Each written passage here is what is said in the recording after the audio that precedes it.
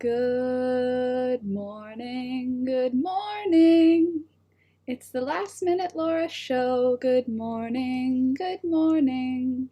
Hello, hi everybody, welcome back to another episode, to another morning of the Last Minute Laura Morning Show. I hope you're doing well this morning. Hi, if you're new here, welcome. Definitely subscribe, like the video, and if you are not new here, then why haven't you already liked the video? What's going on? Good morning though, everyone. I woke up early and I washed my face and I moisturized and put on serum, so now I look like a grown-up, like I'm wearing makeup. Cute hair, thank you. It can go above my head now, which is the best place for a ponytail. A high ponytail is the best ponytail. I do need to have a clip at the back to hold up those baby hairs, but still, I am pretty happy with it. Hello, 90s. So good morning, everyone in the chat. If you're not in the chat, you're still totally welcome to be here, but you're also welcome to join the chat. Just subscribe, and then you can participate in the live stream chat as well. Candace, good morning. Nice to see you. Sid, good morning. Currently moving your master list to next year's Bujo. I have to get a new bullet journal soon. Mine is almost full. Let me see. I can only stay about an hour off to the optician. That's exciting. Get your new glasses. That's awesome. Annette, good morning. Nice to see you. Mary Grace, nice to see you. Good morning.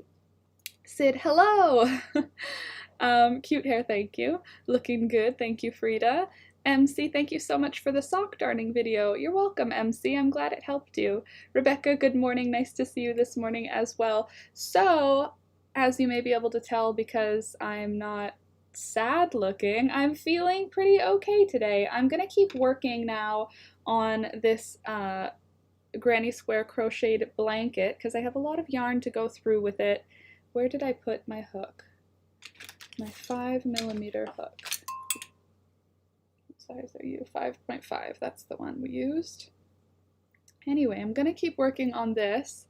And I'm feeling okay today. Alex and I are going to see a house tonight, and I'm very excited about it. It's not perfect by any means. It's missing a lot of what I would love to have in a house, but it has a bathtub, which is like a huge godsend. Whenever Alex and I look for a place, it's like a bathtub is a must, because a standing shower, for some reason, it just does not give me what I need in a bathing situation. Sometimes I need to sit in a bubble bath. Sorry, I'm moving all of my makeup out of the way because I do my makeup right here because I don't have anywhere else to do it. Can we talk about this eyeshadow? I put on like orange or orange brown. Love that mottled yarn. Didn't it turn out so nice? This is dyed with black walnuts. You need a bathtub too? Totally. Oh, true, it was Thanksgiving. How was everyone's Thanksgiving? For those of you who are from the States and celebrate, what did you do and how did it go? Yesterday for me was tough. I had a really tough afternoon. I had an ongoing panic attack for like 4 hours, because more than 4 hours, because I went to my little sister's house after work. So that's like 5 p.m. We went to my sister's house and stayed there until 9 p.m. I guess and then we got home around 9:30. And that whole time I was having a panic attack that I couldn't do anything about.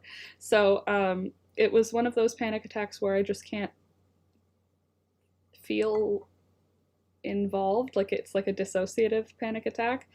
So all I can say to the people around me is I'm freaking out.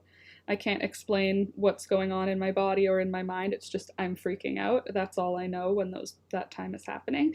But my little sister made a pork roast and potatoes and corn and made this delicious dinner.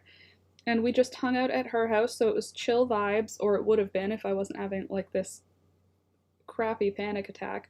Alex and I were looking for housing, we were looking for options, and we got into this doom and gloom sort of situation where we were going, like, Alex's salary and my income together isn't a ton. Like, Alex makes a good wage, but for us to make good money, I would need to also make a good wage, and I make not a good wage. I make like an artist's wage. And so we were getting on this doom and gloom conversation, just Alex and I, about how we'll never be able to afford to buy a house. How will we ever be able to put a down payment on anything if we're still trying to save money, if we're still trying to get out of debt and whatnot? And just how are we going to do it? Are we going to be renting forever? That's not like wrong. It's just scary because it's not what's expected of us. And like, what happens when we're old if we're renting? We were getting all the way down to like the there is no hope type place, which is never a good place to get when you are in an area of transition. But I think I said all the things that Alex and I talked about. I talked about them to my sister with Alex, like Alex and I were both there. And we talked about it, and I told my sister basically the doom and gloom version of the story of we will never have enough to be house owners. How will it happen? And my little sister basically explained that it's not, you don't need to have enough to buy a house because obviously like the bank gives you a mortgage for it. You need to have enough to pay your mortgage. And like my little sister's mortgage is less than our rent. So if we got a mortgage and bought a house, we could in theory be paying less than what we are going to be paying everywhere we look for rent.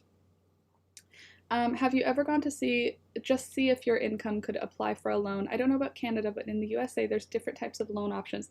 So yes, yeah, we have before when we were trying to consolidate our credit or consolidate our loans, because Alex and I both of us have credit card loans, and we're paying them down. But what we were saying is until we pay those loans down and save up a $30,000 deposit, because it's like 5% for first-time home buyers is the down payment you need for a house. Until we have that, we can't get a house. Yes, we could probably afford the monthly expenses of a house, but I don't think that we would be able to afford the actual purchasing of a house without some like Nigerian prince sending us $100,000. You know what I mean?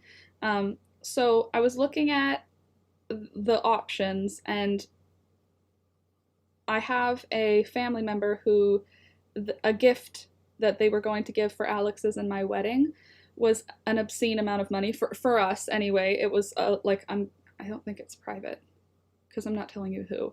Anyway, $20,000 we were going to be gifted by a family member, and that is enough for Alex and I to pay off all of our credit card debt and buy a new car, or keep the credit card debt, keep the shitty car for now, and save another $10,000 and have enough for a down payment and buy a house. So it was like we have a couple of options now. If we get rid of all of our credit card debt and get a new car, then we would just be working on, you can fully finance first time buying. No, here you have a 5% down payment first time buyers. Wow, that's so kind. That's a start for a marriage. Yeah, exactly. And that family member has offered it now as opposed to when we get married, because we were supposed to get married, and like we would have been a little bit more on track if we had gotten married, but everything got derailed. So I'm just kind of, I guess I'm crowdsourcing opinions. I don't get why first-time buyers get a discount. Because it's your first time buying and you don't know what you're doing and you don't have any money when you're first buying a house, and housing increases in value. So by the time you buy your second house, you have more money than your first house. But yeah, so we were looking at what the most intelligent thing to do is. We're making an appointment with the financial advisor, because I have a financial advisor that I never use her services, but she emails me. But anyway, sorry if this is boring content right now, but it's what I'm living, so here we go. What you missed, Lori, is that we're talking about our future and what makes the most sense for our future. So we're going to be moving into a place that is probably going to be crappy. Like, when I say crappy, I mean It's not going to be crappy. It'll be fine. It's just we were so spoiled at the farm that no matter what we move into, it's going to feel crappy in comparison to the farm. We will make happiness there. We will make a home there.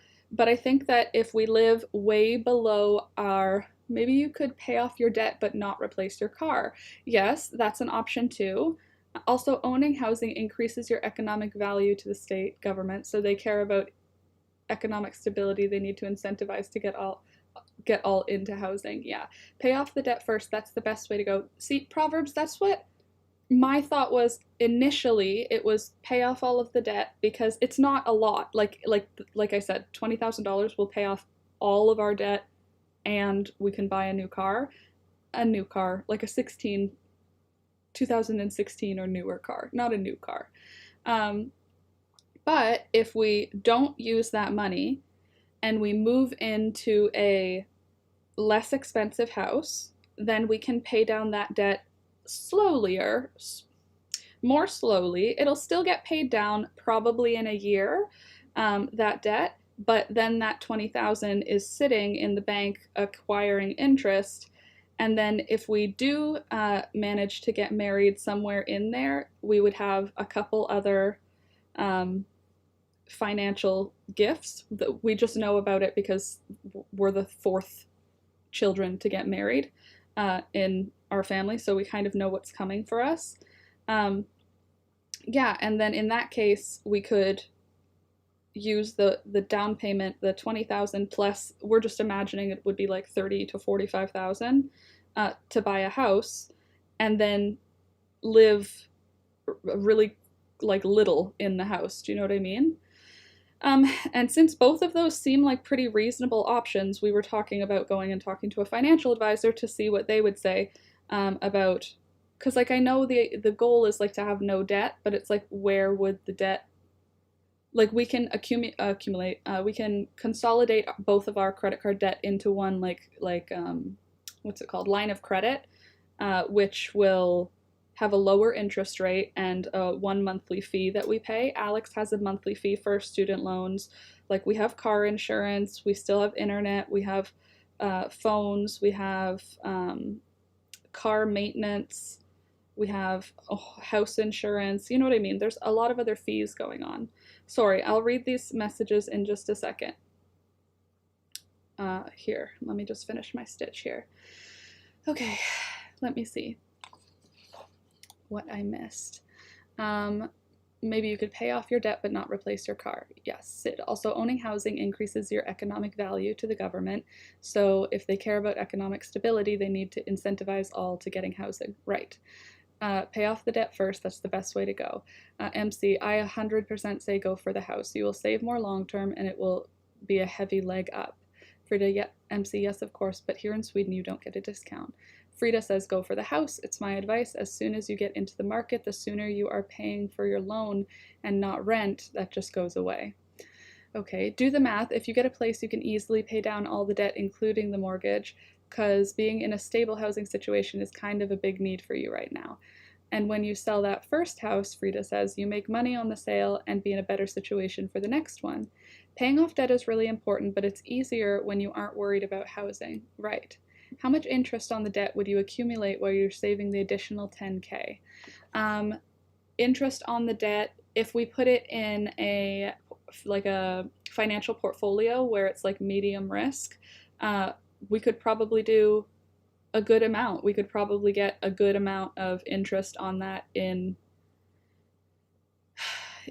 like a year. So I don't think that, like, we're not right now gonna buy a house. We're obviously gonna have to move into a rented place right now because we need to get out like in 4 days or in a month and 4 days. We're really having a lot of pressure to find a place. So if we are moving out to a place that's way under our budget, which is what we're trying to do, the place that we're seeing tonight is like way under our budget. I wouldn't risk a high risk portfolio given how shaky the global economy is. Yeah, I wouldn't risk high risk. I said medium risk, like things that are pretty safe to go for. And I don't think I would do straight low risk because I feel like then it'll just be like $12, you know what I mean? I'm paranoid, but we are legit in late stage capitalism. Well, hopefully I can benefit from that. But the thing is, for sure we're going to move into apartment right now. Like our first move is to get out of here. And getting into the real estate market right now is like it's not realistic. It's just we don't have the wherewithal, we don't have any of the knowledge, and we don't have a down payment right now. We have $20,000. So $20,000 is not enough for a down payment. It's like $30,000 would be like the minimum, and that would be for us living in a tiny house far away from everything, which is fine. We're comfortable living far away for now. A finance portfolio, Frida, it's like you give your money to the bank and then they play around with it in the stock market. So you can say, I want low risk, and they'll put your money in Apple. Or you can say, I want medium risk, and they'll put your money in something that could collapse but is also making money fast. Or high risk, like Bitcoin, and then maybe you'll lose everything, but maybe you'll become a millionaire. So there's low, medium, and high risk. You just give the bank your money and they play with it, and then you reap some of the rewards. Obviously there's like a fee for them to do that. Oh, you would keep it super low risk personally. Right, I hate that. I can't stand the risk. I have bank accounts. Yeah, well, when you have money that's just sitting, it's nice to have it in either a GIC or a TFSA or something so that you're not being taxed on it and it's making a little bit of interest. I'm sorry, this is not a financial channel and I have no financial information. Like I'm like learning this as I go, but I think that what my thought process is if Alex and I move into this little apartment that's cheap and I get a job, like a part-time job, 3 shifts a week somewhere, that part-time job will pay down my debt. The YouTube will hopefully keep growing if I have a part-time job. That's something I'm worried about. YouTube's not growing fast enough right now for us to have meaningful, effective financing. It just isn't. Alex makes a good amount of money, but between the two of us, it's like if you divide his by 2, it's not enough. Hold on, but my parents did that for my money before I was 18, and I made money. Then they handed me a binder when I was 18 and scared the crap out of me. That's funny. Morning, Scrappy. Morning, Rue. I think I would too, Laura. Keep it low risk. Everything is unpredictable right now. Yeah, but anyway, it's been something that's terrified me for a long time, the idea of getting a part-time job. I know I've talked to you guys about that, but I think that it's something that is guaranteed money that YouTube isn't guaranteed. Like my income on YouTube can go anywhere from $500 to $2,000, and it doesn't, like right now it's high, but in January I know it's going to drop. And right now, if I was making the money I'm making this month, and like December will be a high month, if I made that much each month every month, then I wouldn't need a part-time job. But I know in January it's going to cut by at least half, and we can't save towards the future on that. And yes, if the YouTube channel grew to the point where I was making $4,000 a month, which is like, if I'm making $4,000 a month, Alex and I can grow and buy a house and things can be okay. If I continue working on YouTube only as it is right now, we'll be renting at least for another couple of years, which isn't bad. It's just something that it's like a bet, you know what I mean? I want to make that bet, but it's also a scary bet to make because it's like, give me 1 more year, and if I work really hard on YouTube for 1 more year and it doesn't succeed, then I'm gonna have to get a job. Like that's the one way of looking at it. But if it does succeed because I've worked hard, then it will be genuinely helping us with our future.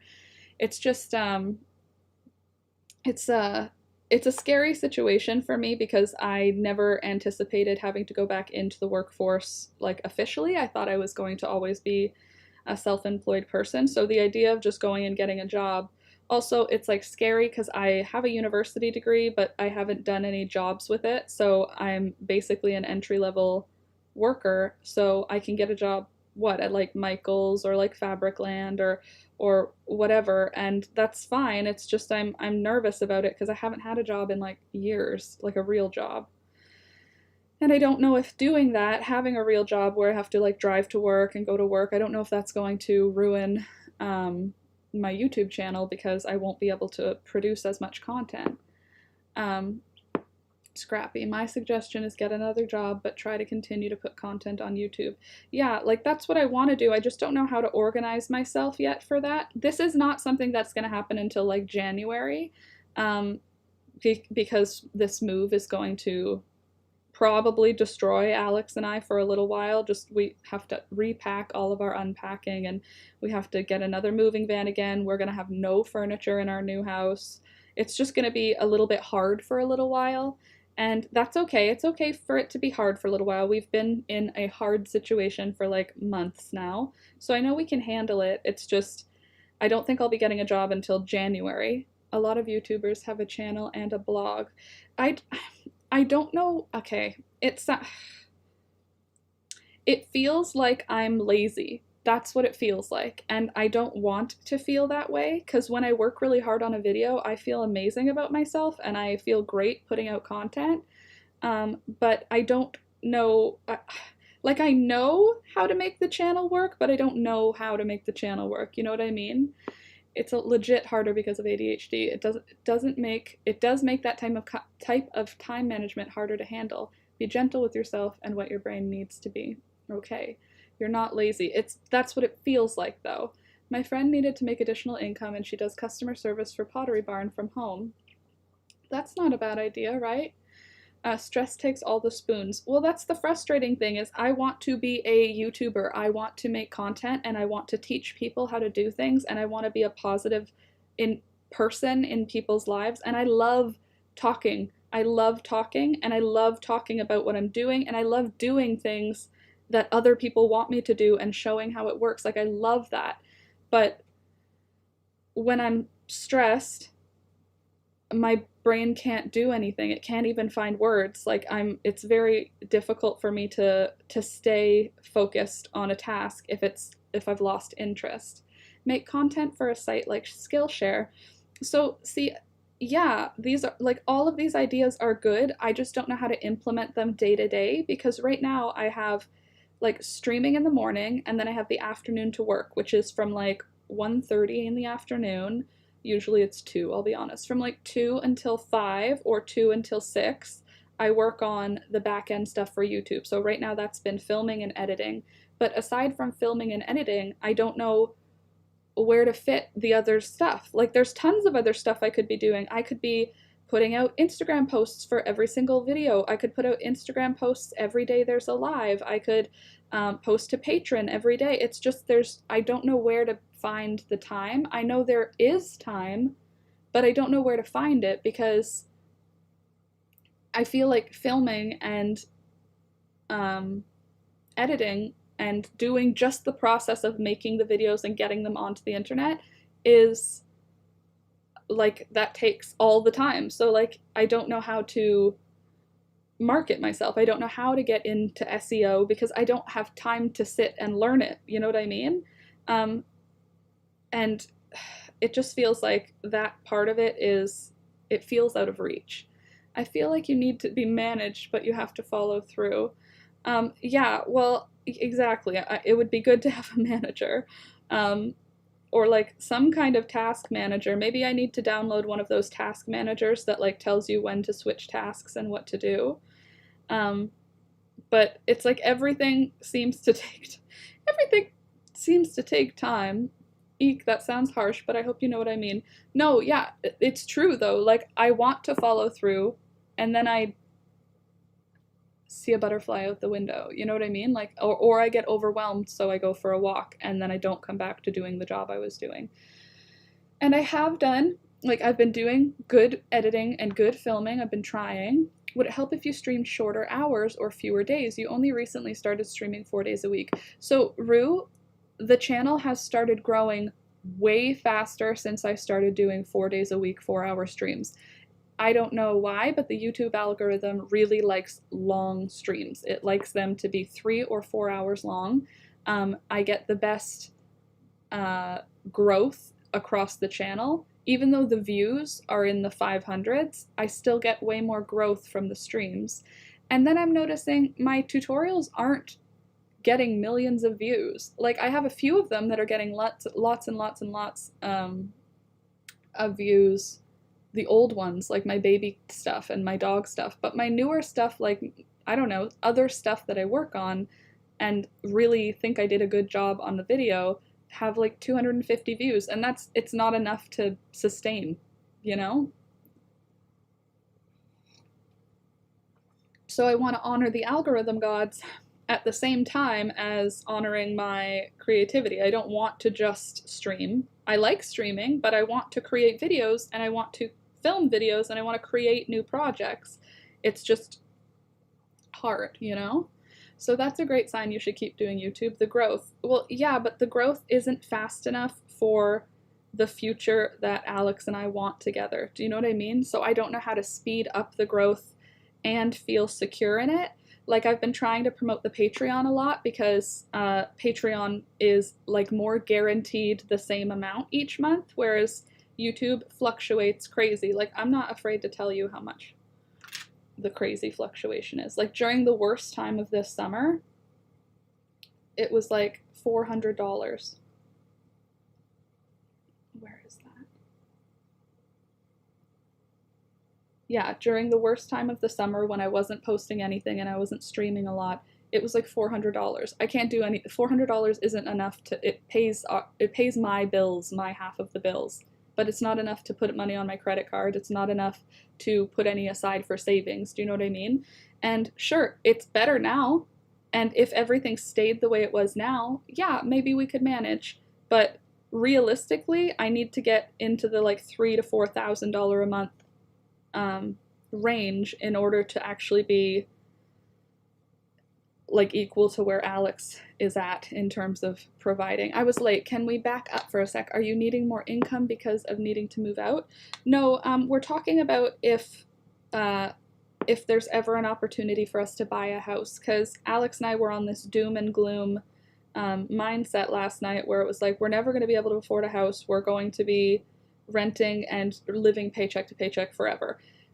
Because we don't earn enough money, and how are we going to survive? It was just a negative conversation. And then my little sister was talking to me. We went over to her house for dinner again last night, and she was like, okay, that's super negative, but like, that's not true. Tons of people who have one income like buy a house, and on paper we have one income because Google My Income is considered self-employed, so it's not the same. Anyway, and our credit is really good, and our debt is very low. Like, in the grand scheme of things, our debt is very low. It's still debt, and it's still debt we have to pay back, but it's not like life-ruining debt, you know what I mean? So, in theory, because a family member has offered to give the wedding gift they were going to give anyway early so that we could get ahead, and it's a significant amount of money. It's $20,000. So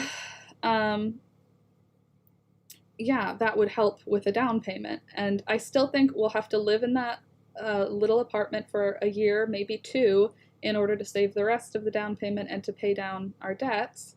But then it was like, if I get a part-time job for 2 or 3 shifts a week and work on YouTube when I'm not working at the other place, I agree with your sister. My mortgage is literally half of what it costs here to rent an apartment. Yeah, my sister's mortgage for her whole house is less than any of the places that we're looking to rent. The downside, the market here is pretty crazy. So houses that would have sold for like $280,000 are selling for like $600,000 or $700,000, which is insane. it is slowing down. So Alex and I were discussing, like, maybe we'll stay in this, I keep calling it the little shitty apartment. Like, it's not that bad. But stay in that little apartment for a year because it's under budget. So we could save another X amount of thousands of dollars and pay our debt down. And then maybe next year around this time we could start looking for a house and seeing what's available. There's not a lot available, so I mean, blah, but apparently getting into the market is the worst, and then once you're in it, it's a lot easier to jump around to different houses, live one house for a year, and you can sell it for more so that you can afford a different, better house or whatever.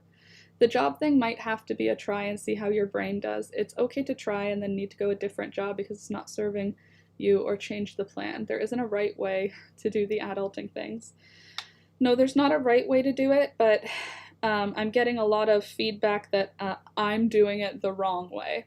So I'm feeling a little bit, I am feeling pressured to get a job, like that's something that should happen. Not from Alex, not at all from Alex, but I am feeling that the advice I'm getting from everyone, it's like they all talked behind my back and thought they could each tell me the advice separately in their own way, and I wouldn't be like, wow, that's exactly the same advice as everyone else who I've talked to. Interesting.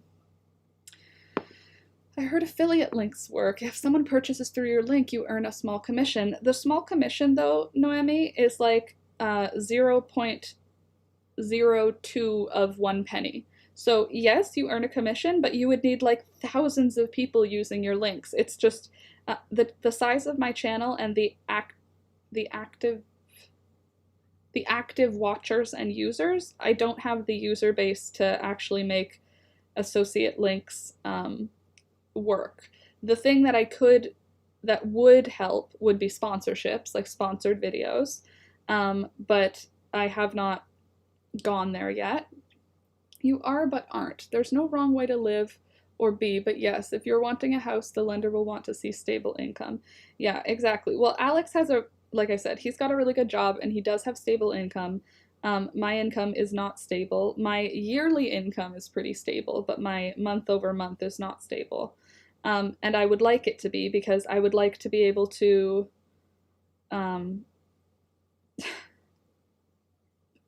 be without stress all the time.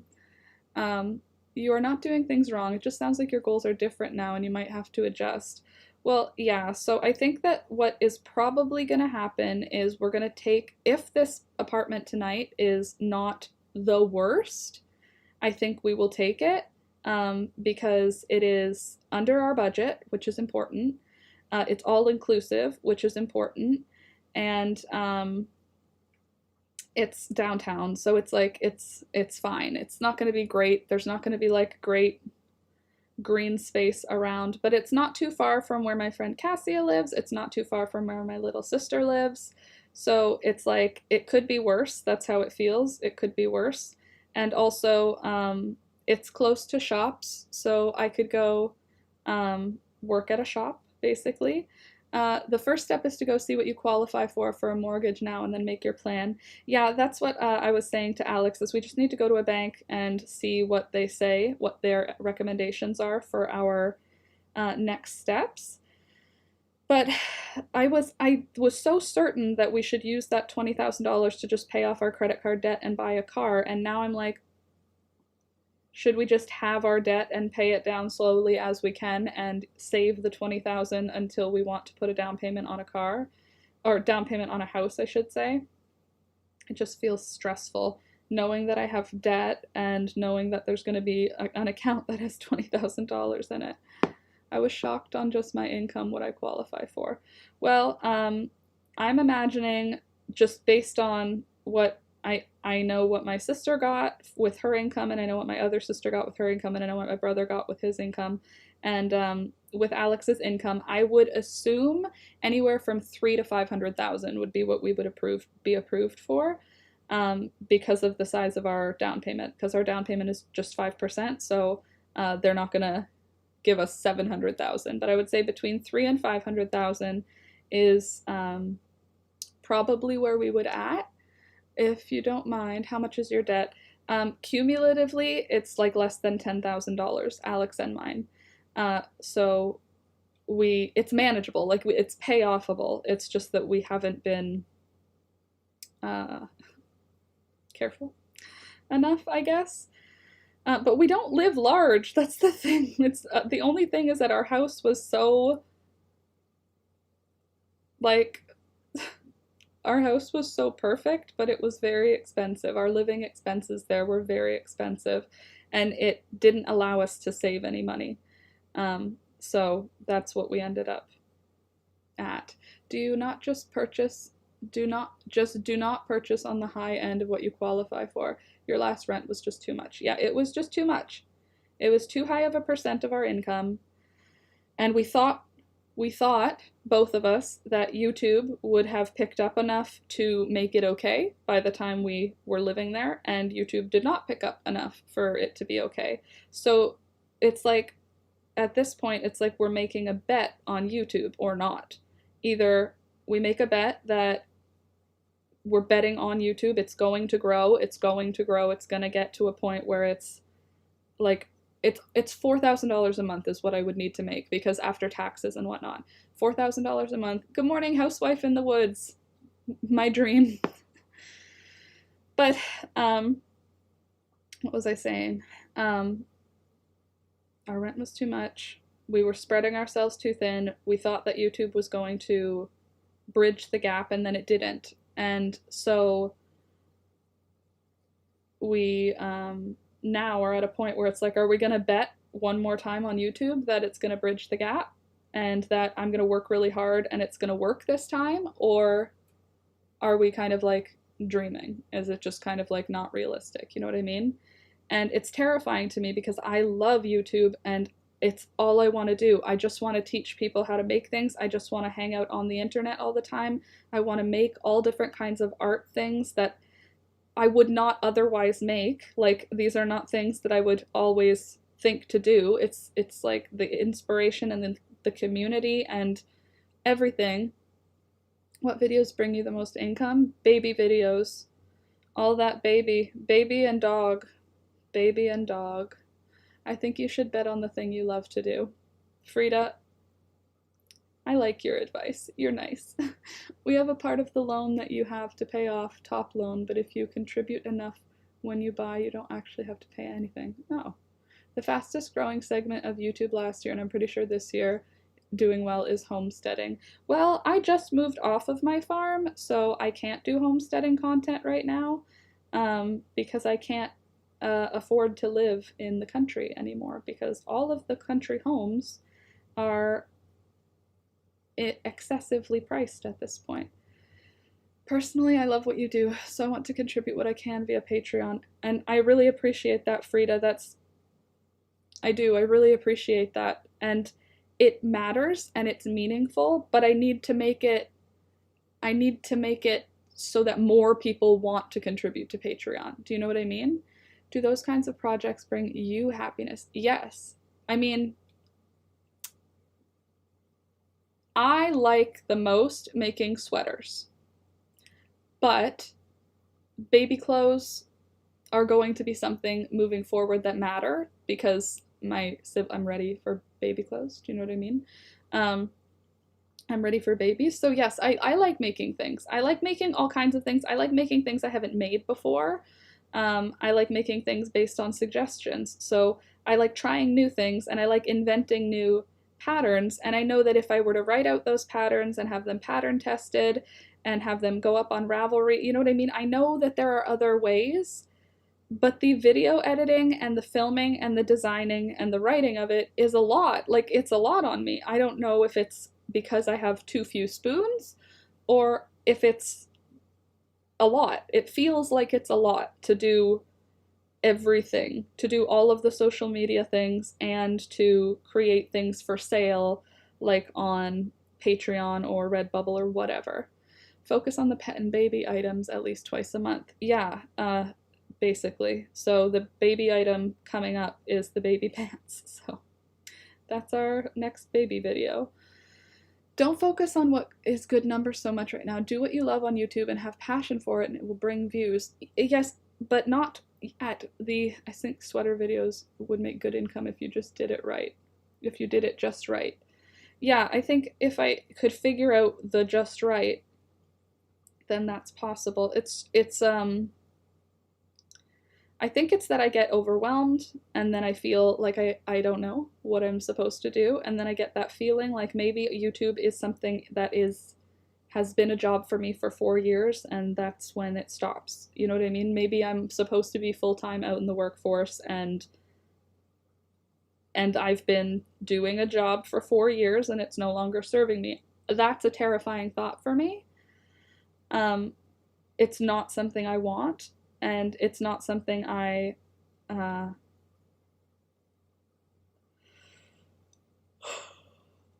it's not something I hope happens. I love your sweater videos. Parsing is hard. The thing I found is to accept the way that works for my brain and reduce the overwhelming things and do the parts that will work for me. Well, at least you have a few spoons, and if you need to go take a walk when you're overwhelmed, I believe that's a great coping method and probably saves you from getting burnt out. Yeah. Do you sell the patterns? Not yet, because I haven't. It's like it feels like I don't have any time to do that. As in, if you get a standard sweater pattern down with several sizes and basic pattern stitch things up, different sleeves, different stitches. If you get a standard sweater pattern down with several sizes, then with that basic pattern switch things up, different styles, different sleeves, different stitches. Yeah, that's true, that like having a basic outline. Have you tried adding your Pinterest videos to your Pinterest business? No, I haven't. Have you thought about just adding like daily homemaker vlogs? City steading is huge too. I mean, that's an option, but I feel like with the live streams, that's when we kind of talk about all of those topics anyway. Like anything that I've been working on, it kind of comes through in the live stream. So if I'm preserving some food or if I've dyed some yarn or whatever, I usually talk about that in the live stream. Your patterns need to be tested and properly tech edited and good photos. Yes. But you can sell the patterns without lots of sizes as long as that's clear before buying. Yeah, so again, I know those things. If you wrote a pattern with my size included, I would buy it. See, here's the thing, everyone. I know that. That's the problem, is that I know what I need to do, but if I invest time in writing the pattern and getting the photos and having the pattern tested, that takes away the time from when I'm filming next videos. So it's like it takes me a lot of hours to make videos, and I don't know where to put the time to start doing that, you know, where to start writing them. I never got Pinterest to work for me, neither did I. When I did Pinterest business, I had 2,000 to 3,000 views on my page per day. That's a lot of people on your page. Well, I have like about 10,000 views per day on my channel, but the 10,000 views are across the whole channel, and I have hundreds of videos, so it's not lots of views per video, but I have about 10,000 views per day. I think it's 10,000 views per day. I can just check.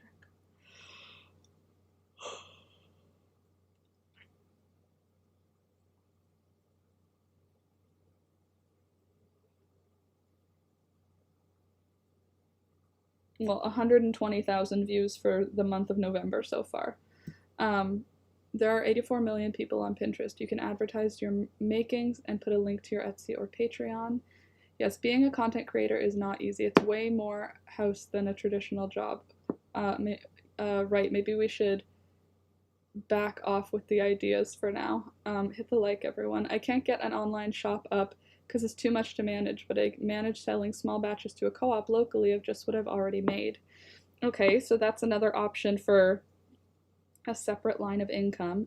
But what I've been doing a lot of when I'm just crocheting and getting projects made, like, but when I'm filming, there'll be like film and instruction and then crochet for 15 minutes.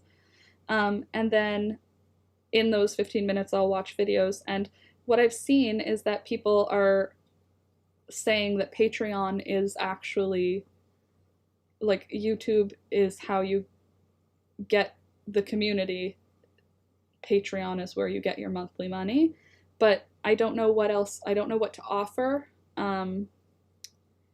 patrons that is, I don't know what to offer patrons that would make it worth more people. Like people who like me join the Patreon, but I want to get more people to be incentivized to join it. And I haven't completely figured out how. And I thought like making good videos, having regular content would just grow the Patreon. And it has. I mean, like the Patreon's doing okay, but it's not like making serious money. It's making like, I don't know, it's like $100 a month, which is great. It adds to the whole thing, but it's not enough to like pay bills with. Do you know what I mean? To me, you have lots of spoons. I'm going to the optician today, so I had to shower, and that's my day. No more spoons. Well, Frida, by the way, your little gingerbread house, silver gingerbread house, looked very cute. I saw it. I can't get there. Yeah, I honestly feel like we overwhelm you when you ask for input. I don't want to overwhelm you. Well, the problem, like, that's the thing though, right? If I get overwhelmed at just suggestions of what to do, that's not good. I need to be able to figure this out if I want it to work. Like, it's never gonna work if I can't get it to work. Do you know what I mean? Is the Patreon growing too? Yeah, every month I get one or two new patrons, but every 3 months I lose one or two. So it's like 2 steps forward, 1 step back. It's growing, but it's slowly. People are snoopy and love watching others do daily life. A whole lot of folks make money just putting that camera on what you do, daily stuff. I mean, isn't that what the live stream is, though? It's nice to see you. Hey, Louisa. You look good today. Thank you. I'm stepping out. Big hugs to all. Have a good day, Louisa. Don't work too hard. I'm not sure how I'm going to find the spoons to get through my day. I'm sorry, Scrappy. Big day today? Sit down with yourself and maybe Alex and look at what you do find easy and enjoyable. Start there. I feel like we're kind of past easy and enjoyable, and right now we're more like frantic and feeling like, what are we going to do with our lives? Again, our debt is not unmanageable. It's just when you are paycheck to paycheck, debt feels unmanageable because you're living paycheck to paycheck. So the first goal is to get out of living paycheck to paycheck. Also, you haven't been a vlogger until this summer. That's true. Well, I used to be a daily vlogger. But that's where the overwhelm stems from. Maybe a day in the life of an artist. My vlog videos did very poorly. Nobody cared. Vlogs for patrons only. Okay, that's an option. Once we're living in our tiny apartment, there's not going to be a lot to vlog about. But yeah, it's more like we're just trying to get ourselves up to neutral so that we can look to the future. But it feels like YouTube is, I don't know, like it feels like YouTube's not enough, but I don't know how. I don't know how I can let it go. I don't want to let it go. And I'm scared to let it go. And even the idea of getting a part-time job, which has been suggested to me by literally every single person in my circle, every single person in my family, and every single person that I walk by on the street, is go get a second job. And I know that makes sense, but I also know that if I'm doing a second job, I don't know how I will be able to do this anymore. Do you know what I mean? Like, I don't know. It's the unknown that's very scary. Oh no, I'm sorry, Scrappy. He does not look good. I'm waiting for our vet to open. I'm sorry. Because it's a steady income, that's why they suggest it. I know. And everyone's now being like, you gotta start saving for your retirement, you gotta buy a house, you gotta start saving for your retirement, you gotta buy a house. And it's just a lot to hear. I think Rebecca, the part that they don't understand is that this way that I live, it feels really good in my heart and soul to create things and work and show people what I've made. And I know that that's like very privileged, and people can be like, okay, good for you, go to work. Like, it's okay that you enjoy crochet. Doesn't mean you have to make your life out of it. You can have a hobby that you love, and it doesn't have to make you money. Laura, have you checked in the new way companies are doing work from home option? Yes, there are lots of companies doing work from home options, and that's an option as well, doing a couple hours a day of just replying to whatever things. Things on the computer, totally, that's an option. Also, we're going to be living downtown, so there's going to be a lot of shops around that I could just apply to. To everyone else, a part-time job might take enough spoons that Laura can't do YouTube at all. That's the real worry on her end. Splitting her brain might just not work for her. Oh, bye, Frida. Have a good time at the obstetrician, at the optometrist. Good luck. And enjoy. Thank you. Good luck with the apartment. Thank you. That's what it means to be an artist. It's where your heart lives. Candace, that's what it feels like. I'm living on my future in-laws' property. I'm living in my grandpa's basement. And Sid, you kind of hit it on the head there. I don't know how my spoons will work with another job on the side. Maybe it'll be fine, and the second job will give my brain enough clear time to plan for when I'm not working. But I also worry that it will slow down the growth of the YouTube channel so much that it will make it void, and then it will make it so that I should just get a full-time job. That's how it feels. I don't know if that's... What does spoons mean? So people who have... I think it was originally for people who have chronic illness, and now it's just kind of gone for a lot of people who have any mental illness or chronic illness or like difficulty. Basically, it's like you have a certain number of spoons at the beginning of the day. Everything that you do takes a little bit of your energy, one of your spoons, so you give your spoon. Like going to the doctor might take you 2 spoons, but if you only have 5 spoons, then you only have 3 left for the day. If you go out with your friends, you might need to just not do anything after that for the day. It's just like it's a representation of your energy meter for the day in a way that's clear. Like, you have no spoons, so you can't do anything. Scrappy, I'm not saying don't be an artist, of course, but you need to sit down with Alex and decide what you want over the next few months, year. Yes, absolutely. And we've been doing that every day, which is why I'm where I'm at right now in the conversation. It's just very overwhelming for me. And it makes me feel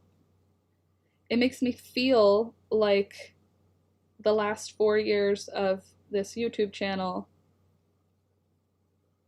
may have been for nothing. That's not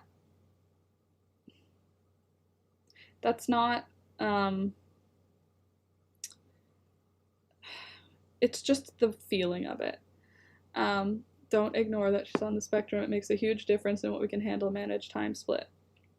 Yeah, well, that's not helping. It doesn't really help.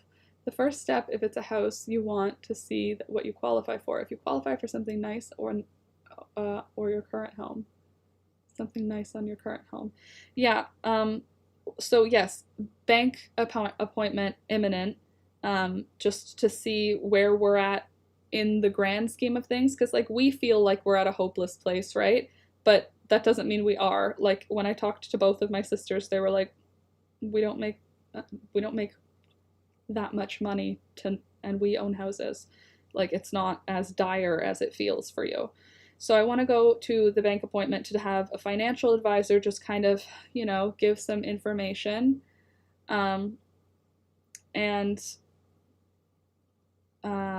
And then from there, I mean, we're still going to be moving into an apartment. Like right now, we don't have enough time to get into the house market. We're going to be moving into an apartment for sure for a year. And then next year, we're going to start talking about what that means. But I would like to know beforehand what our goals are. Like when we move, it's with the intention of saving money. We're not going to go out for food. We're not, you know what I mean? Like I want to live tight. I'm just being snippy with fellow. Thanks, Sid. I appreciate it. Yeah, I figured. I'm just trying to Chat also.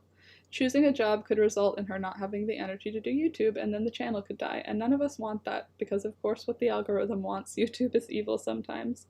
Yeah, well, that's what I'm worried about, is that I won't be able to produce any content, or the content I produce will be exhausted content, because I don't know. When I go and spend time with groups of people, I can need a day off after. Like, I can literally need a day off after from how much it, like, ruins my energy levels. Of course, I could see, like, my sister, and it doesn't do that. It's just, it feels like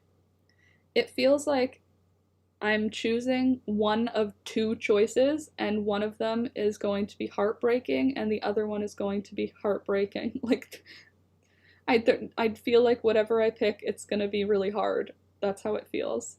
Be gentle with yourself. Sometimes goals need to be little and flexible in order to come to fruition. Yeah. Well, where we're at right now, we have a place to see tonight, and it's not bad. I mean, it's the upstairs of a house, so it's gonna be small. After working, I have to have a total downtime day, and the less the house things. Yeah, exactly. But it's like you're not gonna clean the day after you work. It's just, it doesn't fit. And at filming and editing videos, it's a lot of work. Like, I know it seems simple, but like for my brain to come up with a thing, remember the thing I came up with, write down everything I want to do, and then make the thing, and then write down what I did, make the thing on camera, make sure the shots are all and lit well and focused. Like, camera work is a whole separate from me making the sweater. I have to know camera work and lighting. And separate from me making the sweater, I have to know how to edit and color correct and sound correct and add music and titles. And that seems, each job isn't difficult, it's just a lot of jobs. So yeah, putting the lighting on your item so that it's lit well, no problem. But when you have a list of like 100 little items, it's a lot of work altogether. And when you sometimes have no inspiration, it can make it really difficult. I don't have it in me to be on all the time. Yeah, and when I'm filming, I have to be on, right? Like, I'm not filming when I'm depressed because I'm filming a tutorial. Like, I can be depressed here with you guys because we're just hanging out. It's a lot to remember, and your brain looks at the little steps and freaks out. Yeah, but my brain can handle the little steps, but I don't know how it would also handle remembering a schedule and going to another location dressed a certain way for a certain number of hours, learning all of the things for them, and then coming back and still having all of that. So is YouTube too much for you? I'm not saying quit it, but if it's too much for you, then getting another job wouldn't work for you. Yeah, well, I don't know. I'm scared that it's too much for me. I don't know if it's too much for me. But my brain is like spinning right now. I'm in like a really highly anxious position. So it's easy for me to get into the doom and gloom, and it's easy for me to say like everything's too hard, but it's not. It's just it's just a lot right now. All I want to do is craft, but work takes my energy stores. Yeah, that's what I was trying to explain, Scrappy. It's hard to also put our income, the bulk of our income, on Alex. Like, yeah, he makes enough money, he makes good money, but like, it's not his job to support both of us anymore. Like, that was like, I supported both of us for a good chunk of time while we were in university, and he's been supporting both of us for like the last, I would say nearly 4 years, 3.5, 4 years. And like, yes, again, YouTube makes money, and the money that YouTube makes was enough for me to pay for, or is enough for me to pay for our phone bill, our electricity, our water, phone, electricity, water, food, and any Amazon purchases for either of us. Like, that's what my income covered, and then Alex's income covered like the car insurance and the rent. And still, that would be the way that it would go right now, because even if I got a part-time job, it's not going to don't do that, Rebecca. It's hard because they assume everything should be easy. It's so not. Yes. Probably spinning because of what just happened with Grandpa. Yes. That's also really difficult. And today it was sunshines and rainbows. So I'm like PTSD'd. Like, I don't know what to expect at any time. This morning it was like sunshines and rainbows. Thank you, dear. All kinds of niceness. But like, last night it wasn't. Like, it's just very, I don't know what I'm gonna get, and that feeling is very stressful. And also, I don't know how far I can help because I don't know the situation when I come into it. Like, is it gonna be something where I can do something to be helpful, or is it gonna be something where I'm very aggressively leaving? If all of a sudden Alex's income was gone, could you support the both of you? No. No. No, I could not. Sundowning. If that means what it sounds like it means, yeah. I'm 49 next month. I've never had an outside job. I can't even imagine doing it. That's how I feel. But yeah, without Alex's income, no, I could not support us both without his income.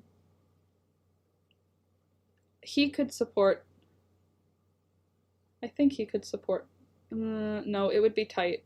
I don't even think he could support us both. Just his income. Maybe if we were in like a 1-bedroom basement apartment. Oh, okay, well, first thing in the morning, that seems to be the time to do any stuff. It's wild, you guys. It is a wild time right now. I seriously, like, I know, I'm like, poor me all the time, but for real, the things that have happened in the last 6 months,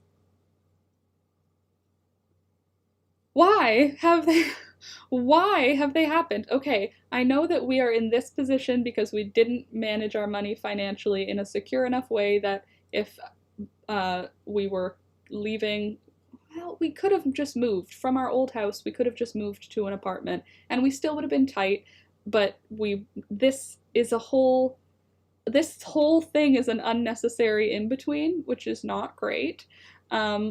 An unnecessary in-between where we got rid of all our furniture, so we have to buy new furniture, which is just like, And also, it was like, the wedding got canceled, the house got sold, we moved here instead of to a new apartment, and now we have to move to a new apartment and look at our future, which is just like a lot all at once.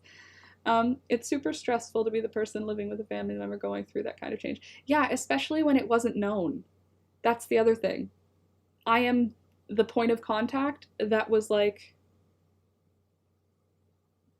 this isn't what's, it wasn't acknowledged yet because it's just people, like, everybody comes to visit and has dinner and then leaves, but we're there all day, we're here all day, so it's like it's different than what was previously thought, and the stories that I have are shocking to people who are involved, like just shocked that that's what's going on, and I'm like, okay, so what now, please? The upheaval is making the overwhelm a lot more too. Yeah, honestly, it sounds like you are both doing a good balance of the workload through that. That's something to be proud of. I mean, we're holding each other up through it, that's for sure. We went through a really difficult time. We're holding each other up. We're going to therapy. We're going to our doctor's appointments. It's kind of a blessing for your family that you moved in, because now they know something deeper is going on. Yeah, hopefully it will result in positive change. That is what I'm hoping. Like today, I made hard-boiled eggs and I went into the kitchen and I made hard-boiled eggs and toast and tea, and that was a lovely thing. And I was thanked graciously, and then I made a tea for myself, and then I disappeared. And that hasn't happened in several days because I have not been allowed to use the kitchen, which is, I know it sounds like what the heck, but it's like, you know, is legit close together. Yeah. So hopefully it will mean positive change moving forward. But for Alex and I, the decisions that we're moving between right now is, does Laura get a part-time job for a year to subsidize YouTube? And like, here's the thing though, right? If I get a part-time job, like 20 hours a week, let's say, half time. Oh sheesh, yeah, I'm glad you guys are getting out. Yeah, totally. 20 hours a week times, it's $15 an hour here, times 4 months, 4 weeks a month.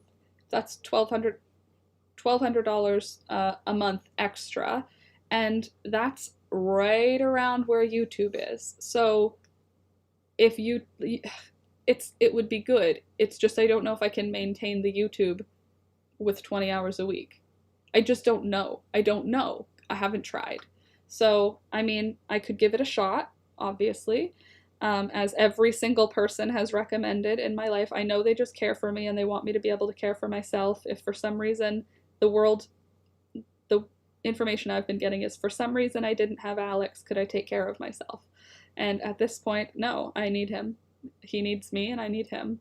Thankfully, the cats are with me. Oh, what did you say, Mary Grace, that I missed?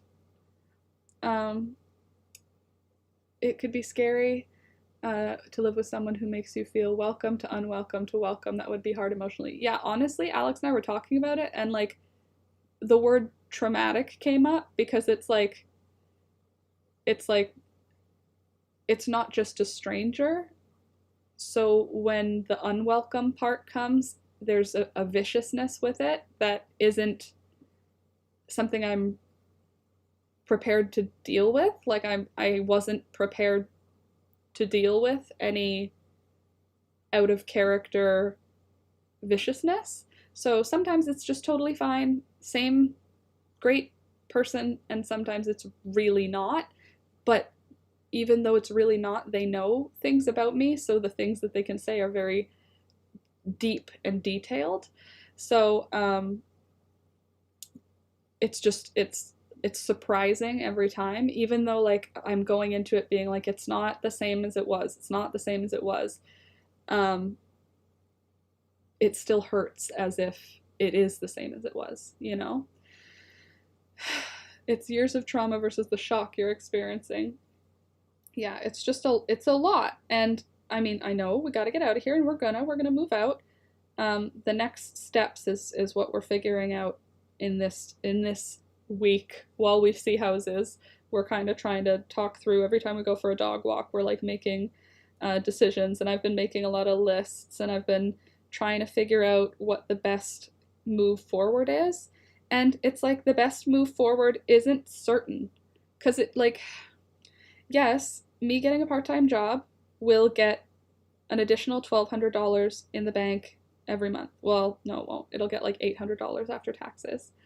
12 to make sure I can fully support myself. Yeah, that's how my mom raised me too. Lol, look where I'm at. I can't imagine having my own income.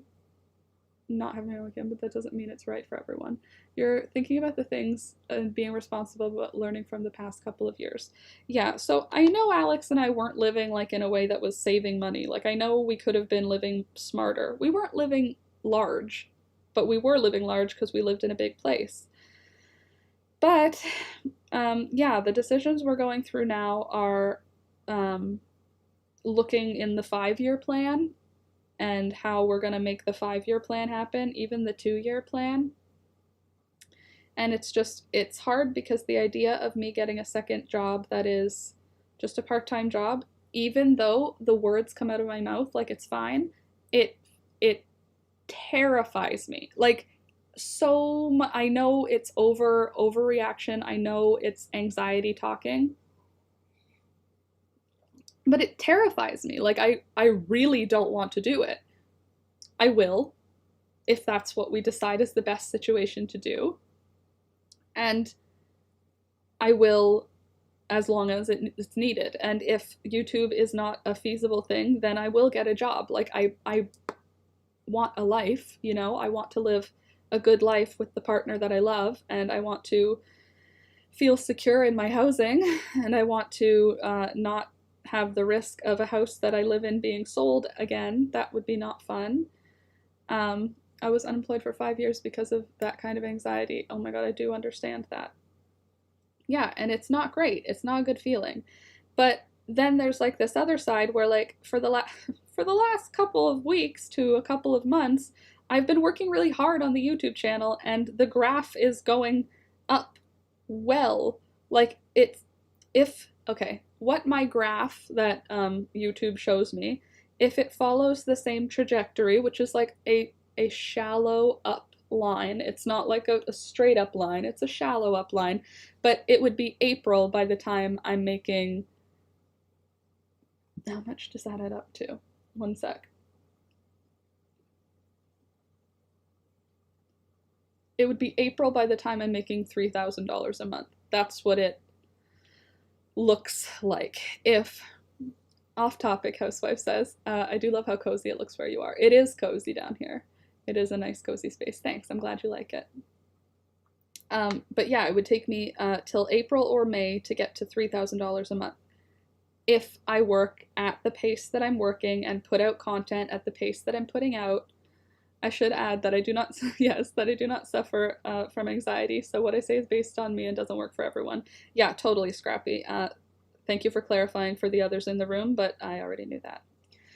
Which is a good point of view to have. Someone who isn't obstructed by anxiety, you can look at it more logically, I want to say. But yeah, so if I double down on YouTube, so I was saying to Alex, can we make a bet on YouTube? And then if the bet doesn't work, we go through the other channel, the other way, like give YouTube 3 more months or 6 more months of me like working diligently at YouTube. And if I'm not at the $2,000 or $3,000 a month mark in 2 or 3 months, then get a second job? Or do I get a second job? It wouldn't be now. It would be like in January once we move. Or do I get a second job as soon as we move right away and cut YouTube back? And both of those are options, and both of them could be the right option. And what the right option is for me might not be the right option for Alex or for us. But I know Alex supports me in whatever I do and whatever I want, so final decision does come to me. So I have to be wise about my decision, because whatever I say, Alex is most likely to be like, yeah, that sounds fine. Like he's not very he's a very easygoing guy. So he's not likely to be like, no, I think you need to go get a job, you know? He's not that guy. But it's just I would like to have the opportunity to put it all down into YouTube and really like push. And I think maybe I need a management software that is like, oh, it's Monday, I've got to do blah, you know, like something that gives dings and tries to enforce me to do the things I need to do. I've been doing really well over the last like month, where I've been filming when I'm supposed to film, editing when I'm supposed to edit. Hard decision. Do you follow your heart or your head? Right? I'm very used to following my heart. That's what I usually do. I follow what feels right. And unfortunately, what feels right is, I don't know if it's right. Laura, you're 29. There's no rule that says you have to buy a home right now, right away, or at all. Yeah. And yet, if Alex and I just live rent all the time, we'll just be spending the same amount as if we had a house on rent. And like, Alex gets a raise every year. It's not substantial. YouTube could grow, or it could stabilize, and I could have a $3,000 a month business that works really well as a mid-tier YouTuber, like not a big time anything. I just don't know. And Alex and I were talking about like where we want to live, because I want a farm one day, right? That's not next. that's not going to be next for us, but we need to live near Ottawa or Toronto because that's where Alex's job is situated, because he works for the federal government. So it's not like we could just move out to Nova Scotia. I mean, in theory we could, but if they decided to be not remote anymore, we'd have to move back anyway. Raises don't keep up with inflation. No, they don't. Certainly not in the States. Yeah, and it's like his job has a pension and benefits, so it's got like a safety net for us, which is nice. No law, you have to keep up with the Joneses. I know, and yet Microsoft has software called Project Planner. Okay. Oh, that's a good idea. Software with timers and reminders. It's called Project Planner. I've heard a few project management tools that sound pretty cool, and I haven't looked into them yet, obviously, because what is my life? But yeah, maybe that'll be something that will help me stay on task when I'm supposed to be on task and like get done what I need to get done. I've been doing really well, but I'm on a streak, and I know that.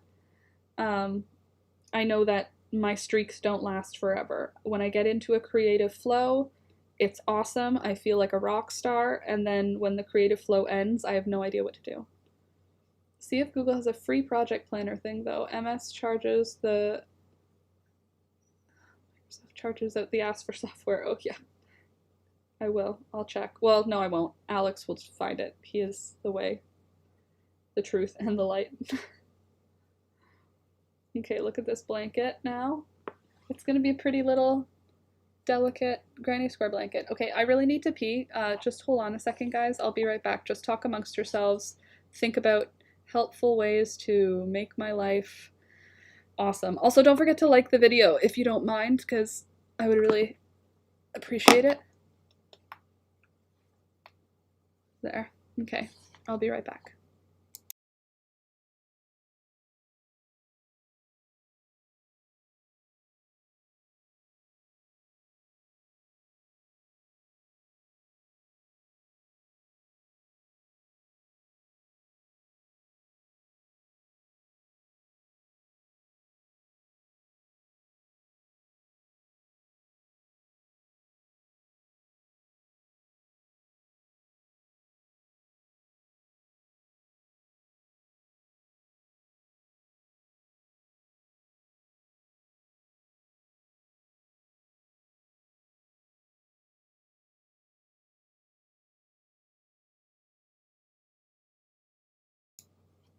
Bathroom is occupied. Lord Thunder. He like opened his eyes. Where did Mummy go? Is she going to get food? I will be going to the bathroom in a moment. Oh my god, the colors are so earthy. I freaking love that yarn. Me too. It really does look cute all put, like all crocheted up, doesn't it? Black walnuts. Okay. I'm gonna get a sweater when I come back. I'm chilly. Anyway, I think I'm going to get my notebook when I go to the bathroom also, so that I can sit down and write down some ideas, because they're all going to spin around in my head, and you guys are really helpful. I really appreciate having this community of people to, it's like a hive mind. We can bounce ideas off of each other. Some of you can say one thing, some of you can say another. Maybe there will be a curveball none of us have thought of yet. I hope in my perfect world, I will be a YouTuber, and I will be an artist, and I will be a creator, and that is my perfect world. I will be someone who, in my perfect world, has a few chickens. Maybe we don't need 20, but a few chickens, little yard. I don't need a whole farm. Near a forest would be really nice, or a lake. I would like to have a stable income. I don't need to be saving all kinds of money, but a stable income from YouTube, Patreon, merch. I don't know what else, what other ways we can diversify. which we can talk about that too. Basically, thank you guys for helping me with this. I mean, you guys are supposed to just be the audience having a good time, and I'm here being like, how do I build my business, please?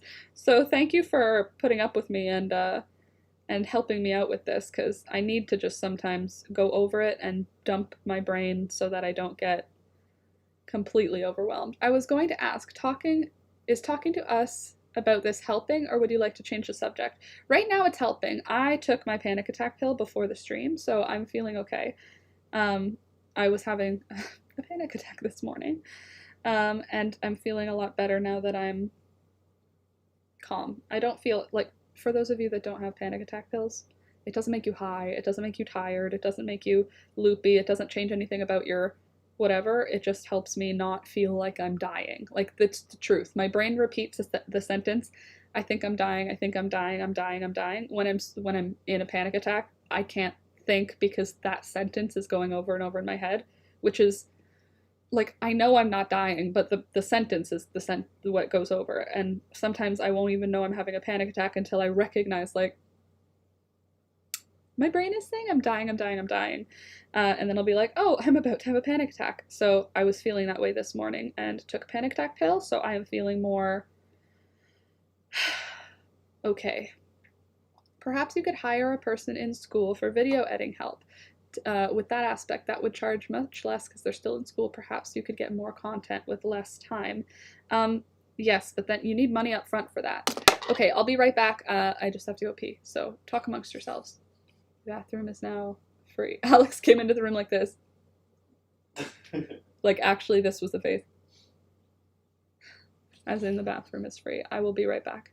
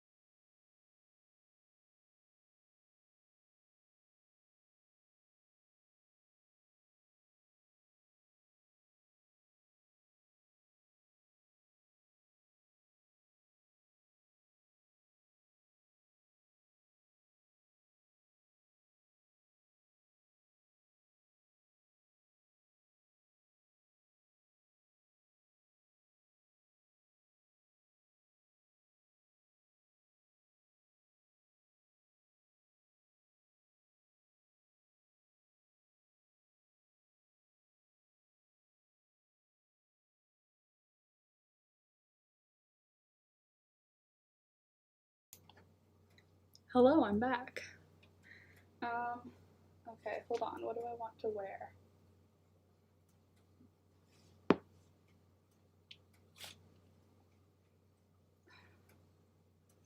Oh, it smells like fresh washed. Besides the front. This is the front.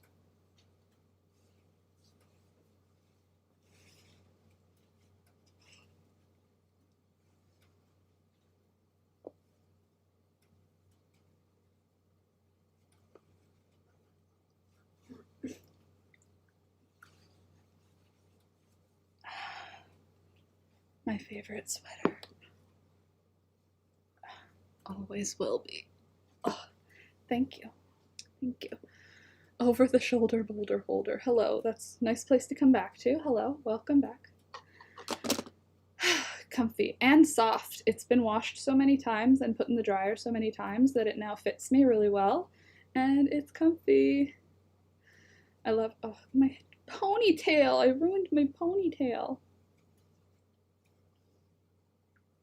My hair is getting so long though, you guys. Look at this. Ignore the greasiness. Look at how far it comes in the front. I mean, it's a mullet. It's like for sure a mullet, but look at how long it is. Isn't that crazy? Is that a hole? A hole where? That is a hole. Any others? That's probably a moth, because that's just one hole. Oh my god, you just look like my nephew. Yeah, I know, I look like my sister's husband when he has long hair. When I wear my hair down like this, and he does, we both look the same.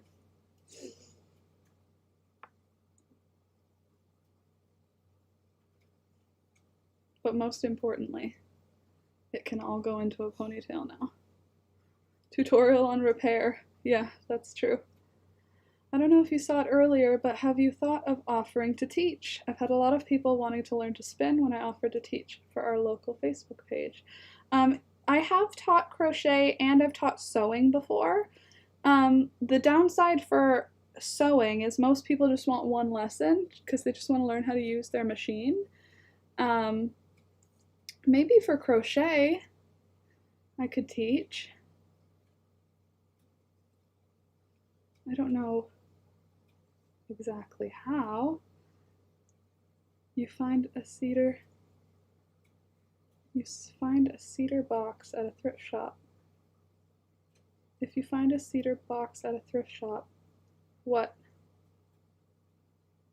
I'm not following. Sorry, I have to make myself feel like I look cute again. Take my little spoolie, brush these babies down to cover those blind spots, bald spots. They're not bald spots, they're your baby hairs. Well, wait, they don't have hair. I call them bald spots. There. Cute. Oh, I've been lurking. Hey, Dawn. You can find a cedar box for keeping sweaters in. Oh, right. Yeah, to repair. Well, I'll be gentle on this today. Maybe that'll be something I film today. Because it was that or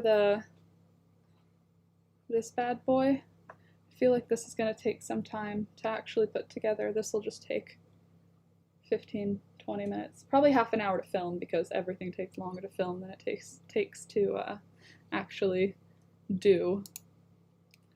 Let's have a look. Oh my gosh, same haircut. Me and the boys. Mullets for life. Although look, my mullet can look like a teenage girl's haircut, so at least when I was in high school, teenage girls could wear this haircut. Bonus, how to darn a sweater video. Exactly. Do a fast one and then you feel accomplished, and some days you just need a quick win, you know? Yeah, definitely. I have 2 repairs coming. That's a repair sweater. That's going to be a video as well. I've never seen a cheap cedar box. The thrift store is the only place I would look. And also, I like displaying my stuff, so I'd rather just mend it. I still have some Briggs and Little yarn. I should be able to mend it. Go lie down. Go lie down. Go. Go lie down. Go lie down. Go. Thunder, that way. Go in. Thunder, go lie down. But Daddy has snacks. Cedar helps to prevent moth damage. Yeah, that one was probably a moth. It's just small. But I'll fix it. Not yet though, I'm wearing it right now. 1, 2, 3. By the way, for those of you in the chat or lurking in the background, welcome, nice to see you. Don't forget to like the video. Oh, thank you, V. You look so freaking pretty, Laura. Thank you. I washed my face, and last night I put on my nighttime serum, and then this morning I washed my face and put on my daytime serum, and then I put on my eye cream and face moisturizer, and then I put on makeup. Like, check this out up close, people. Look at that. Look at those blended, because I have like, what are they called? Hooded eyes. Like, my eyes aren't like, this is not real. This darkness, having like a dark back of your eye is not something I actually have. Mine is like, see, I have to like fake it till I make it. And I have some of the stuff on. Lipstick, there still is it, but don't worry about it. Feeling good. Thank you, by the way. There's my face for you today. And all right, self-care. Yes. Self-care. This morning I woke up and I was like, I need to not feel like I'm gonna die today, so. And my sister's a teacher, and she was just doing the unaliving yourself prevention teaching at the school board, and so she was just going over what she learned, and we were role playing, and I was obviously being the depressed teen, and she was being the teacher trying to prevent bad outcomes, and it made me laugh. We had a good time. Looks great. I have hooded eyes too, and that is hard AF to achieve. Well, thank you. I used one brush. Bye, everyone. I'm going to go cuddle with the fiance. Bye, Kyla. Have a great rest of your day, and thank you, thank you. This is the one brush that I used for my eyes.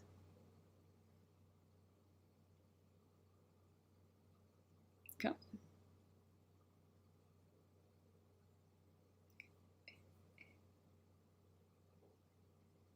That's the one brush I used for my eyes, for the whole thing. And then the brush I used for my face, that's the whole thing. Because I don't want all of the things anymore. Gonna send you an email. I have an idea. Okay, sounds good. Thank you. Do you have my email already? If not, let me know and I will share it to you. Yep, I find messing around with switching brushes just makes it muddy. Yeah, me too. I find if I just use the one brush, I know exactly how to use it and I don't get stressed. And I don't like go, oh no, I lost my whatever brush, I can't do whatever. I used to have all the makeup brushes and all the makeups, and then I just didn't, and I'm happier for it. I'm Lakota, hooded eyes too, and I use a similar brush. That's cool. Sometimes I used to just put it where my eyes are, like only under the hood was where I'd put makeup, but then it would look like I wasn't wearing any makeup until I went like, and then you'd see like a full centimeter of darkness, but you can't see it at all when it's in the actual hooded part. Such is life. I can't apply makeup. I've never been good at it. I can apply this makeup. That's what I do. Yes, I do. Your package should be at the farm anytime. Ooh, that's so exciting. lastminutelaura.ca@gmail.com. Unfortunately, Last Minute Laura was already taken, so it's Last Minute Laura, of course. course, I'm not chatting in the chat. Let's try again, Laura. Last minute Laura.ca@gmail.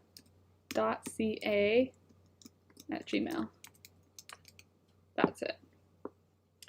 Because of how my brows are, I can't do the blend upward thing. It just makes me look like a Neanderthal. Well, I overplucked my brows in high school, so I don't have that problem because I overplucked them way too much, and now my brows are too thin forever. So there's that.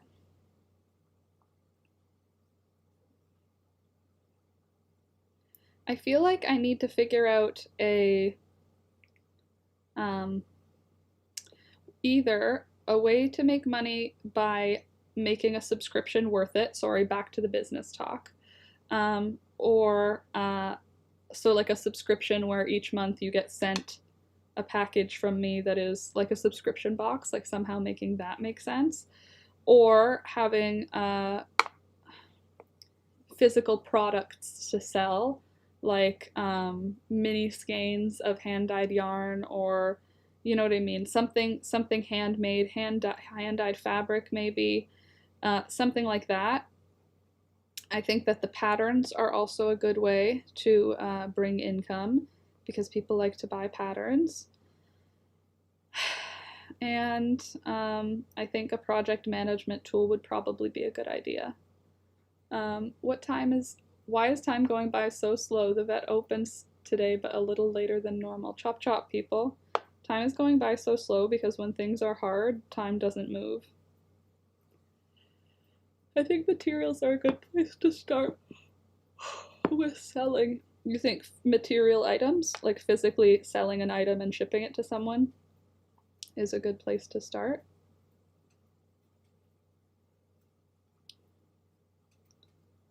Just wouldn't even know what to start with. I wouldn't know what to sell to begin with.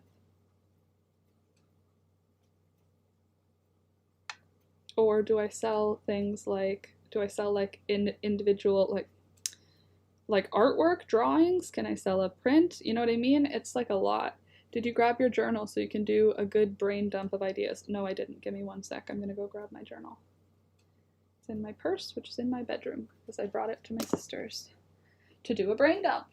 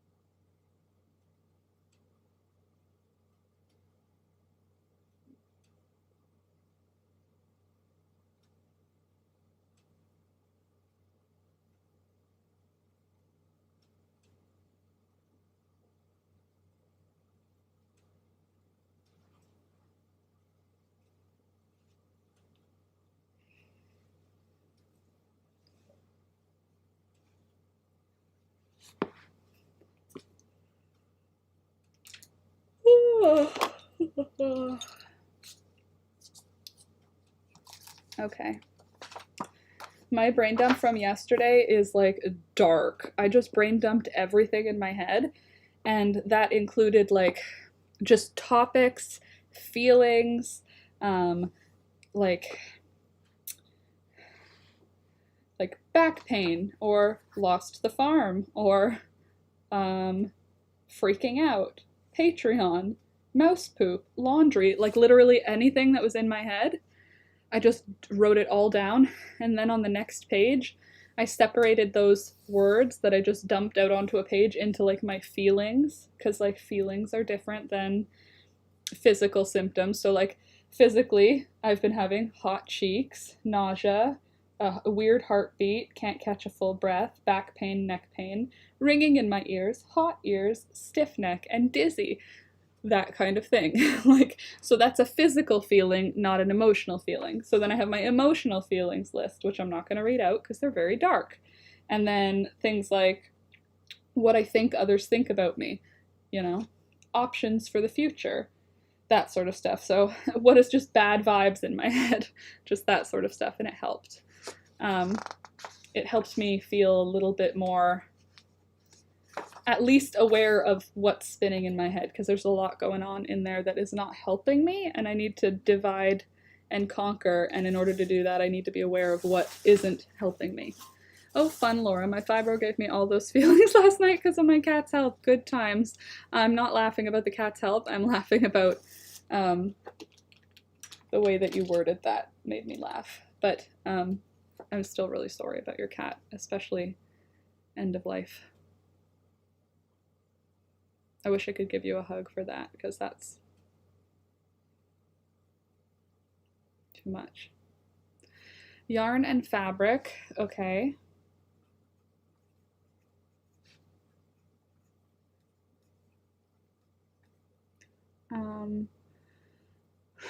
To the patterning of the fave clothes.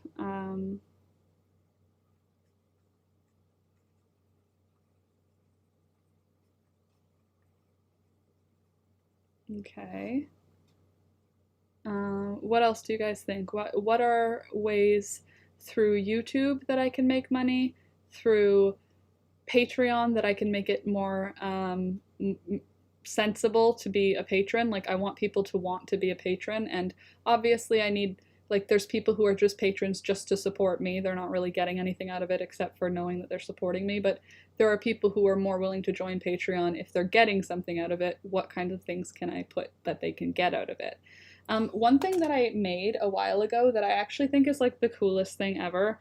I don't know if you guys think this is the coolest thing ever, but I just use it as a headband. It's just a long piece of stamped fabric that I put tons of lines of stitches on.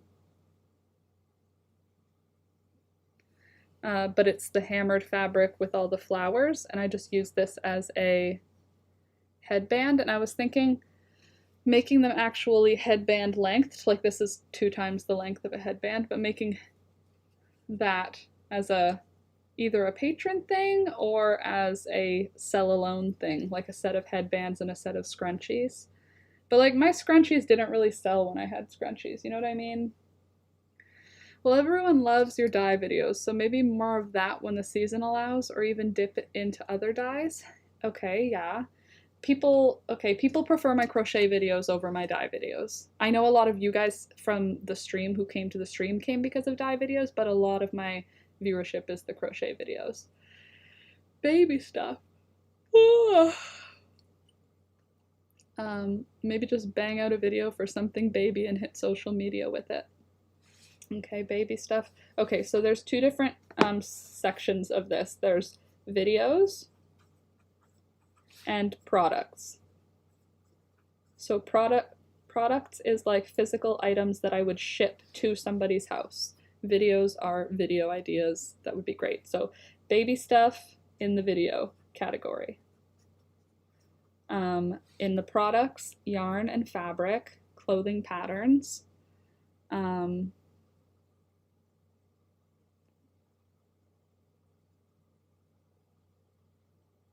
about a cute baby Christmas item for a video?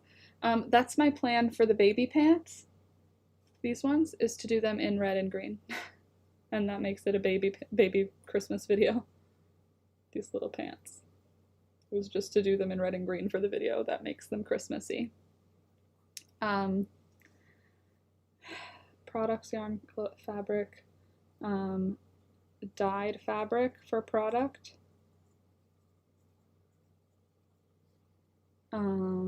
Pre-treated mordanted yarn, so we can dye our own yarn. Okay. Like dye kits. Okay.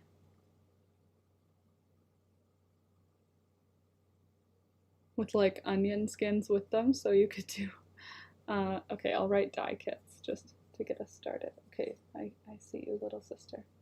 Leave me alone. With peace and love. I'm busy. Oh my god, everyone in my family is sending me places to live, and I'm like, I love you, appreciate it, but Alex and I are,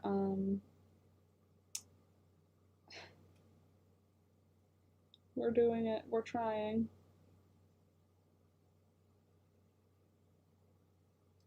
Cute house, but it's a basement. I can't live in a basement. Please stop sending things to me. I love you. Please stop sending things to me.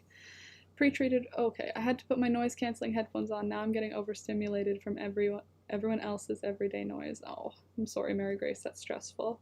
Crochet trims, similar to lace, but not quite. How about an ebook on dye stuff, recipes for natural dye? I do have a lot of recipes for natural dye in my old books. So yeah. Okay, so products, dye recipes.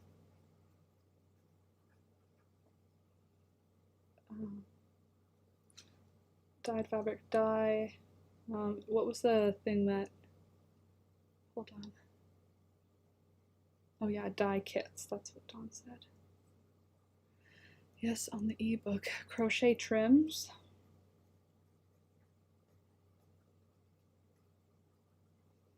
Like, I figured these items, the stuff that would be for sale, would be things that I would work on during the stream. Do you know what I mean? What method sending them is easiest for your brain? If you're going to sell recipes or patterns, make a note of what method sending them is easiest for your brain. Could you not make an ebook out of the material you created for that museum? I was just looking at those videos today and being like, I should just re-edit them into one video and put them live, because there was a 6-month contract to not post for 6 months. Things like an ebook is something you can be working on behind the scenes, gives yourself a long-term deadline. Yeah. So product could be ebook on dye. Do it! Videos, re-edit, museum, course. Natural dyes. Also, I can do, is it called a zine or a zine? I could do a zine or a zine, whatever it's called, of my bullet journal patterns. So the imperfect, like this, scan these types of things and then put them into their own book. That is an imperfect book of my patterns. Like, it's obviously not the pattern tested version, but it's like the art that I drew and the handwritten pattern. It's zine, thank you. A zine, I could make a zine with pre-existing things I've drawn. I don't know how. I guess I would go to a print shop and be like, hello, can you take all of these things and put them in another book, please? For cheap, please.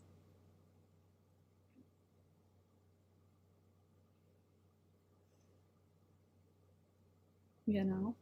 A monthly newsletter of stuff to come or queries to patrons. A monthly newsletter, okay. That's something that's, okay, and that would be like online maintenance. It's a different area. Monthly newsletter. Newsletters is what a few crochet designers are doing and saying it brings them new people. Okay. So figure out what a newsletter means, for me anyway. Product, videos, baby stuff, and dog stuff. Products, yarn, fabric, clothing patterns, dyed fabric, dye kits, dye recipes, crochet trims, ebook on dye. Ooh, newsletters, okay. What would even go in, I don't even know what goes in a newsletter. Hi, it's December.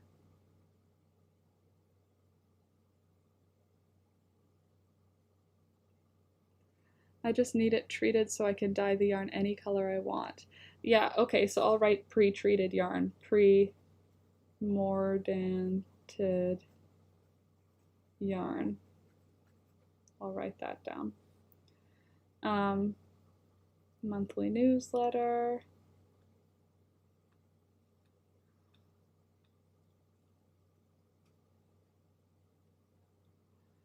Let me go look at the latest one sent to me. Do you watch any other crocheters on YouTube, Laura? There are a few that give great advice on what's worked for them.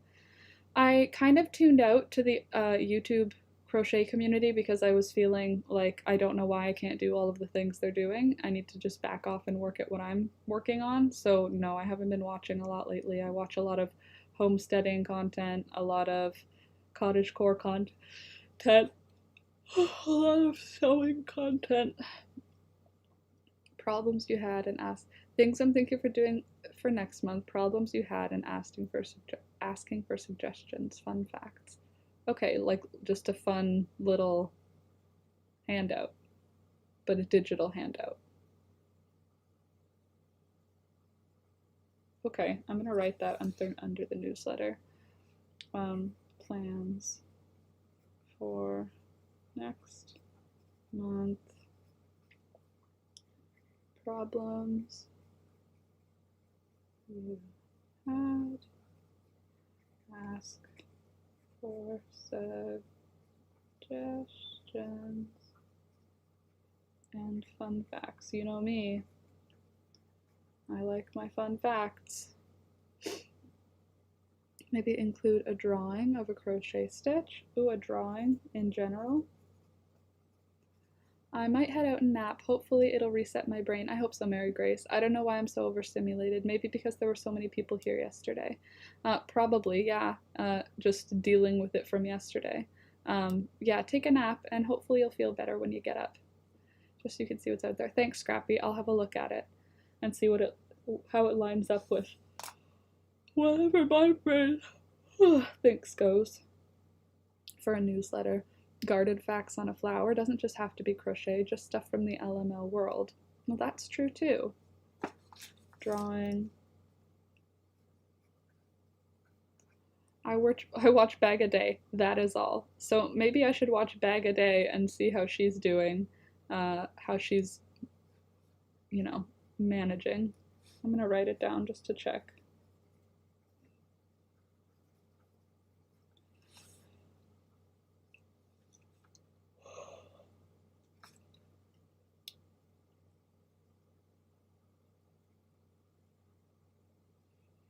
Thank you. I hope everyone has a lovely day. I'm sending positive energy to you all. Remember to stay hydrated and wash your hands. And you too, stay hydrated and wash your hands, Mary Grace, and have a good rest of your day.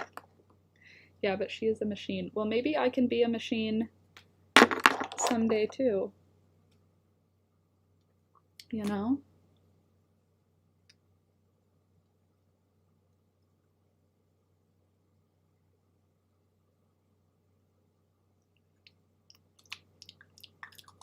She puts out tons of tutorials, does huge giveaways and vlogs. Okay, calm down. That's a bit much for Laura.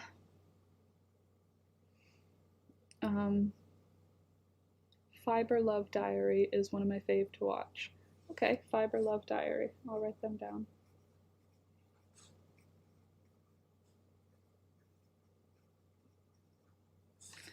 But her hubby crochets some stuff and she does a lot of giveaways to get people. Right. Well, as a broke person, I won't be doing giveaways.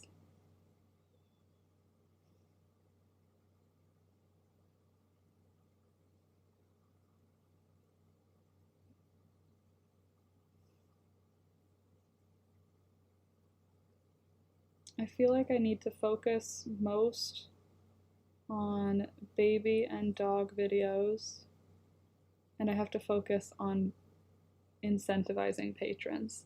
Hey Christina, thank you so much. It's handmade. My tutorial is on my channel if you want to make it. But fantastic, I just did one of her hat tutorials. Don't push yourself, Laura. That's where you tend to get in trouble, looking at what others do and trying to do the same thing. It's okay that you're different. Thanks, Sid. It's true, sometimes that does overwhelm me, doesn't it?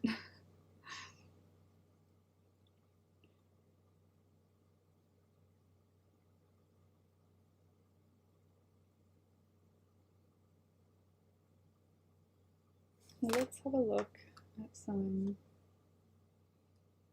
baby crochet, just to see what the vibe is. Ooh.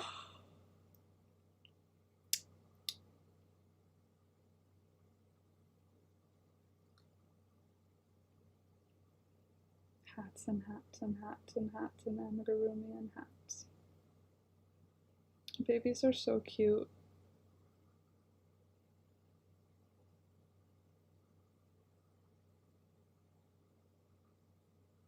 Yeah, I agree. You want inspo, not to try and be these other YouTubers or designers. Yeah, totally. I don't know if they do this in the crochet world, but I really enjoy the podcast vlog cast knitting channels. It seems mostly quite calm. Okay, so I do live streaming, which is an easy bridge over to podcast vlogs, right? I just don't know. I guess that would involve having topics that we actually like stick to. Like today, we're gonna talk about whatever amigurumi, and we're gonna talk about, you know what I mean?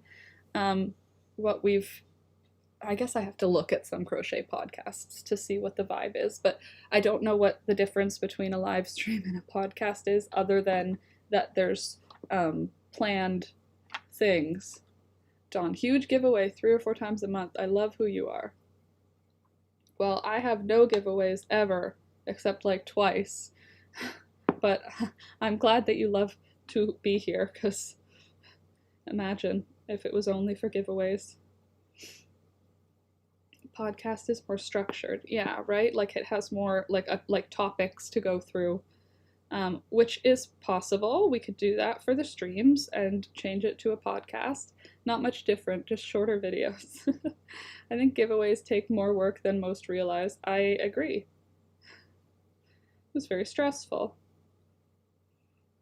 I don't know why it was very stressful. The other live crocheters I watch usually have others with them on the stream. It's not just them talking. Oh, okay. Well, I don't have any other in real life crochet friends, so I don't know how that would work. Having more than one person just chit-chatting together. I guess that's why it can get boring here, because if you're not interested in the topic at hand, there's only me. I like this way. It just flows and can go in different directions depending on the crowd here. No, there are other YouTubers or even their followers. Oh, cool. I do watch a few podcasts that have like a crew, and I think that's cool, having like a group of people to do a podcast. 1, 2, or to like interview people for a podcast. That's cool too. I just don't think I have the roots in the community. You know what I mean? Like, I think I have my community. You guys are like the community that I engage with, but I don't think I don't participate enough in the greater fiber community. Like, I don't think any other fiber people would know who I am. You know what I mean? I don't think there's any other channels who would know who I am, because I don't participate enough. Streamers with others on, like a show, don't have the same community you do, legit. Well, thanks. But it also means that we are kind of isolated in our own community. Like, we're isolated here in this community. It's a great community, but it doesn't really reach out for others. It's just like if others stumble across and find out it's great, then they stay. But there's not really a way for people to just discover it organically, because it's not all over the place. They use StreamYard, and you can have, let's say, Sid. She can click on the link and then be on a duo screen with you, and she can show you what she's working on. Okay, streamers with other shows don't have the same community. Maybe branch out. I think the best way you could add structure would be maybe to do something like a crochet along. Well, I don't know, Sid. Oh my god, Granny Square has a fabulous community. The knit world is different with the vlog cast. Well, a crochet along, is that where I would have a pattern out to everyone and we would only work on part of the pattern, or is it like literally I'm giving you the instructions as you're making it? Like, okay, we're going to do a row of single crochet now. Like that kind of thing. Baby clothing tutorials are proven winners for you. Just be you. They are proven winners. My baby tutorials are like the ones that make me thousands. The dog tutorials are also in the thousands, and sweater tutorials, it's like hundreds. It's not substantial. Each week do rows. Like on live crochet along? Oh yes, make-alongs do seem to pull people in. Sometimes it's a single pattern, or sometimes it's a type of thing. Mittens, stash yarn, etc.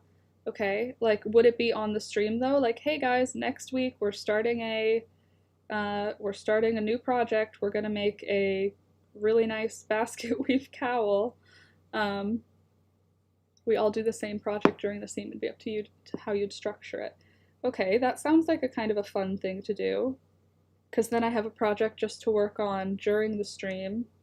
And are you guys supposed to know in advance what it is, or are you guys supposed to know what the pattern is in advance, or is it literally like I'm teaching as we go what's going on?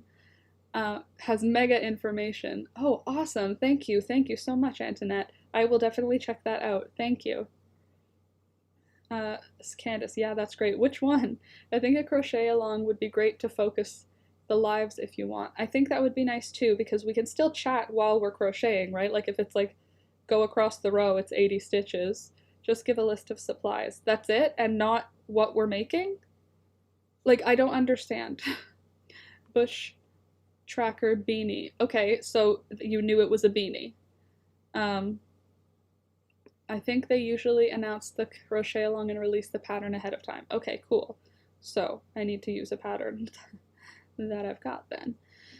Knitting patternista. The knit-alongs can vary. Some mystery knit-alongs can be instructed, but for example, I'm doing the sweater knit-along in a month, just now. Any sweater, and we give updates on our progress. Okay. Okay, so it could just be more vague, but we're all working on the same type of product. Yes, I can show you what they did. It was fun. Okay, well, I like that. I like that idea. What would be a good crochet along for us? I guess we could start easy with a hat, you know? Let me see.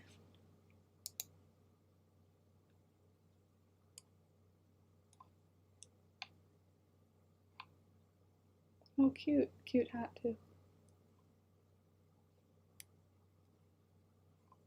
Tons of people made it, I see. Where is that? Okay. Sorry, I'm moving around here. By the way, for those of you who haven't clicked the like button yet, there are 31 of us in here. Click the like button. Pretty please. Yes, thank you for putting it in Discord as well so I can check it out after. And if you're not part of the Discord yet, which is just a private chat room for all of the Last Minute Laura gang, you can join the Discord by joining the Patreon. It's $2 a month, and you get access to the Discord and to all of my written bullet journal patterns. I post them on there as pictures so that you can read the instructions and follow along. So like this pair of baby pants will be going up for patrons, and then you'll be able to make that, which is cool, I think. Crochet along with a sweater each week, do part of the pattern. Okay. The World on Fire blanket, do a couple rows each week. Could take maybe a whole year to do. Oh my goodness. Front or back sleeve, a virtual crochet circle. I like that idea.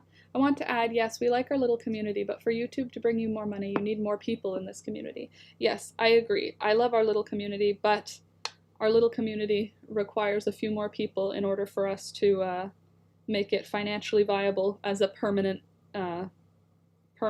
thing. And I want it to be a permanent, I really want it to be a permanent thing. We can always be more in Discord if people want to feel more tight-knit. Totally. That's true. Okay.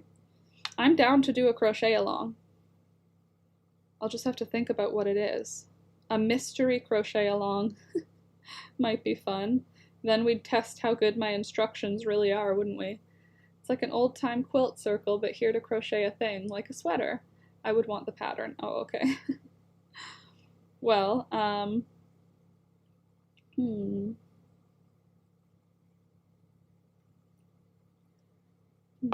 I think I could write out my sweater. I think I have my sweater pattern written out for this sweater anyway. So I think I could write it out. The thing I'm not sure about is sizing, how to size it up. I'll have to figure out how to size it up and to size it down because I just made it to fit me.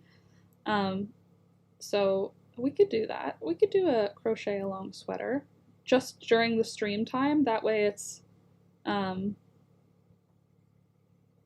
it gives us something to do, something me to do during the streams that is actually like moving forward the YouTube channel productive. Like right now I'm making a Christmas gift and that's great, but it's not like making me money. Whereas if we were doing a crochet along, that would be incentivizing people to join the group and therefore would make YouTube think I'm worthy of AdSense. Laura, would you do an interview with me for my channel? We could record it and then do it as a premiere and you could interact with everyone in the chat. Something to think about. That sounds cool, except I don't know that I'm cool enough for your people. Like, nobody will know who I am, and then I'll be like, hello, I make things. Sometimes, like, what would I even say in an interview? Oh gosh, just the idea makes me so anxious. People, Jesus, I need my new glasses. Look into sizing by changing hook size can be much easier than the math. Yeah, but I mean, it's not going to change. Oh sheesh, Laura, you're very creative, but I don't know how to interact with people. Yes, so you need to get there and show yourself to the fiber world. Yes, you are. I've talked about you on the channel before. Really? That makes me feel nauseous, but also, let's do it. Antoinette, let's do it. And I can show my bag that has the button that you made. That I use every single day. You have your topics mapped. You can have your topics mapped out. Yeah, totally. And we could do a pre-interview, Antoinette, you and me, where we do. That's why I do a recorded interview and not live. Fair. Oh, and then you could do it as a preview, and that's why you can interact while it's happening. I understand. Okay. That's not a bad idea. That sounds pretty cool. It sounds terrifying, but it sounds pretty cool. Doing an interview? Maybe I should try and do that, like, seek out, you know, like other small creators who do interviews on their channel. Hey, can I come interview on your channel? I'm trying to grow mine and I'm scared. Please help. Okay, I will get with you and we can work out the details. Exactly, Scrappy. I keep it as relaxed as possible. Okay, cool, awesome. Cool, yeah, let's chat about it. My heart jumped a few beats, but at the same time, everything is making my heart do that, so I'm not going to blame it on anxiety about that. But I think that is probably a good idea. I think it is a good idea. I just think I have to accept that it's a good idea. Also, I will wear makeup that day. Laura, I'm going to send your name to other YouTubers that do interviews. Only problem is they do theirs live. I can be polite live. I can handle live. I go live 4 times a week. And I rarely swear, right? Again, as Scrappy noted, I'll just have to have my topics mapped out. But thank you so much, Antoinette. That's really thoughtful of you and really, really kind and caring and welcoming. Thank you. Mystery stuff for me is strange because I use higher end yarns and my own hand spun, so for me a lot of the enjoyment is the fiber planning. Makes sense, as opposed to being like, well, I'm not gonna wear a poncho and now I've just made a poncho with all my prettiest yarns. I get that. Okay, I think that's a great idea.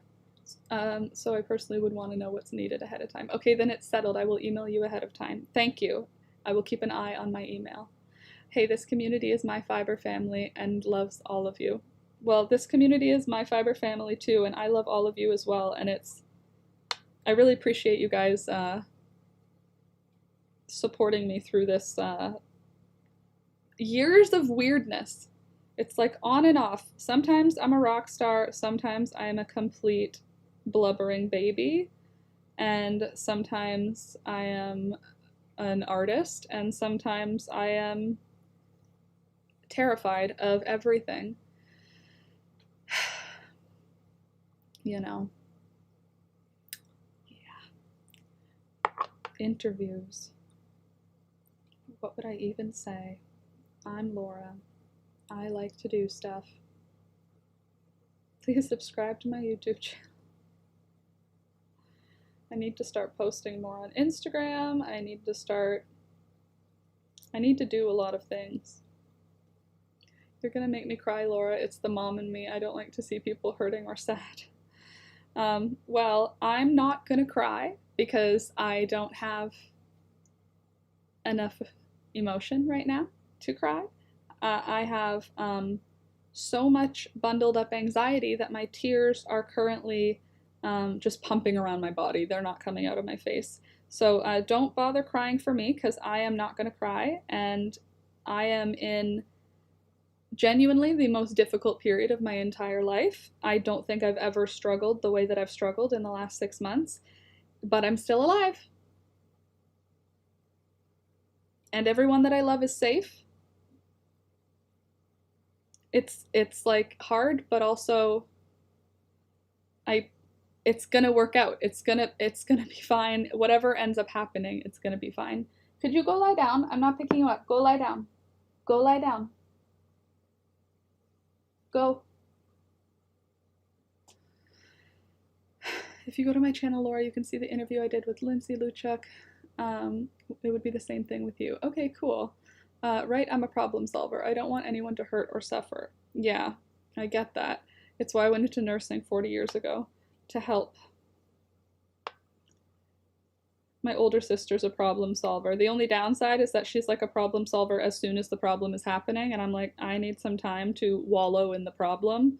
I need some time to mull over what the problem is. Whereas she's just like, here is the solution. Please do it. Like my mom and both my sisters are sending us apartments every single day. And it's like, you know that we already are looking at apartments every single day. We're trying to move too. But they're trying to help. So you can't be like, please stop. But I said this morning, I was like, I love you. I know you're trying to help. Please stop. We are looking at many places. We are trying. We're looking at all the same websites as you for where housing is available. God, that sounds so old. No. 40 years ago was like what? 1990? Yeah, in the same way. That's why I always privately send you a message making sure you know I'm sorry if it was too much. Yeah, well, I appreciate that. My sister, not so much. But she is trying to solve. I appreciate that she's trying to solve the problem. It's just some of the problems in my life aren't solvable by anyone else but me.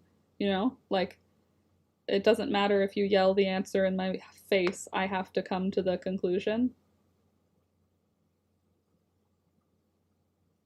that that's what I should do. Here's where we're at with the little bra blanket. Ugh. That was a good one. Anyway, my brother is like you and I'm like your sister. I have to remind myself not everyone's like me and I need to back off a little. I just want him to be happy. Yeah, exactly. My sister just wants me to be successful and happy. The difference, though, is that her successful and happy is different than my successful and happy. So her problem solving is to end up at her happy, not at my happy. You know what I mean? So it's like my version of happy where I will be comfortable and where I want to live, like grand scheme of things, is not the same as what she wants. So her advice is based in what she wants, you know? Oh, I would do anything for him, so I want to solve it, but it's really up to him. Yeah. Exactly. I'm kind of nervous, excited to be on an interview. Make me feel famous. No, but for real, I really want YouTube to succeed. And I can see ways when it starts to do better and ways when it starts to falter. And it does better when I'm streaming a lot and putting out a lot of videos. If I put out 1 video a week and stream 4 days a week, I think that that can maintain the income that I'm trying to get to. Now, that is something I already learned. What makes me happy is not for everyone, nor should it be. Yeah, I think that that's still a lesson that's kind of going through the family. But I want to make this work, and if I have to get a second job for a period of time just to get our debt out, make sure to show or have pics of some of your makes for the interview. Like that really beautiful sweater you made for your mom. I don't have that. I guess I could borrow it. Is it a video interview, Antoinette? Is it like we would be split screened so that I can physically show items, or is it more voice interview with photos over, like, how does it work? I'm like your sister. My husband calls me a jumper. We call her the fixer. But you have a photo. Yeah, but my mom has the sweater, and I visit my mom every weekend, so I can borrow it. because she doesn't wear it. She keeps it like a treasure. And I'm like, woman, I made it to be worn. I do see a lot of fiber content on Instagram. I love looking at fiber and projects. Yes, it's on Zoom. We can share screens. We're on a split screen. Okay, cool. Then I would get a pile of some of my coolest handmaids to show off. And is it like you ask, is it like an interview where you like ask questions and I answer them? It's not like a soliloquy by me or anything, right? Because that would go not well. Just, this is Laura. That's it. That sounds terrifying. Yeah, I know I need more photos for my Instagram. I know I need to be more active on Instagram. I find that when I need the spoons for it, the spoons are not there. You know?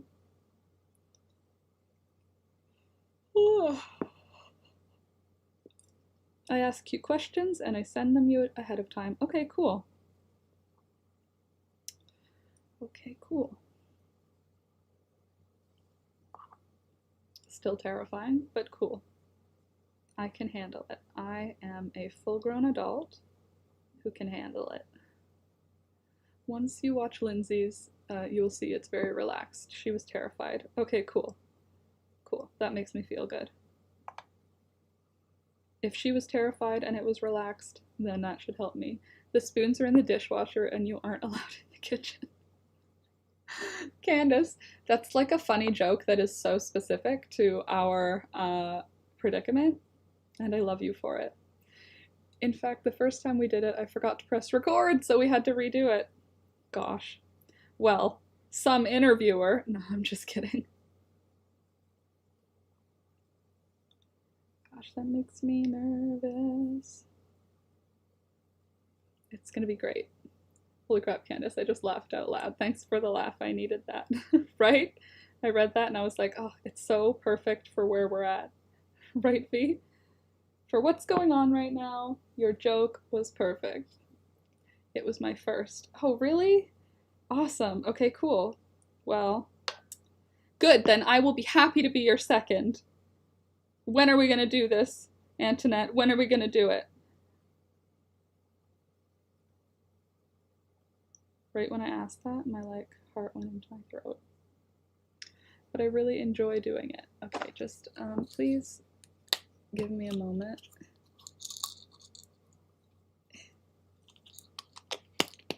Because I could really use a panic pill. There. My parents practically disowned me when we sold everything and moved into tents. Gotta make you happy. They don't need to understand. Do you still live in a tent in the woods with internet? We need to set up a Zoom chat and discuss details and time. Cool. Anyone sensing hearing the old Laura? Which one is that? The one who isn't stressed or depressed? I hope she's close by. I hope she can jump back into my body soon. Cool. We will do that, Antoinette. I will read your emails. She's on the way back. When you get happy talking about making the YouTube work, it makes your heart sing. It's because it's what I want to do, Candace. It's what I want to do and it's who I want to be, and I just don't know how to get there because I don't have any friends in the space. All of my friends in real life do jobs. I don't have any YouTube friends. Obviously, I don't mean you guys. I mean stressed, depressed, but well-dressed. Thank you, Scarlett. I'm excited about the future of YouTube if I can make it succeed. Like, I'm hopeful, but I'm also, there's a dichotomy. I'm hopeful and I'm hopeless. And it's like, I don't know how to make it work for sure, but I really want to. And I really want to be doing YouTube in 5 years. I would really like to be still making videos in 5 years. And I would like it to be my income in 5 years. And I don't know if it will be, but like that's my real true, I do feel like it's my purpose is to make things, and showing them is something joyful for me. but my purpose is to make things. Showing people the things I made is joyful and can help me make money. But my purpose is to make, just to make things. I feel myself, I feel correct, I feel alive when I'm making things, when I'm dyeing things, when I'm crocheting, when I'm sewing, when I'm designing, when I'm doing any collecting rocks for a project, when I do any of that kind of stuff, I feel alive, and that's when I feel myself. Let me see. Time to grab Shadow and head to the vet. Thanks for keeping me focused on something other than his health. I needed this. Laura, everything will be okay. You'll make it work. Scrappy, give him a really big hug from the stream. I hope that your heart can have us in it. We're with you. We're with your heart in this. Whatever's going on, whatever happens, my heart is with you right now, for sure.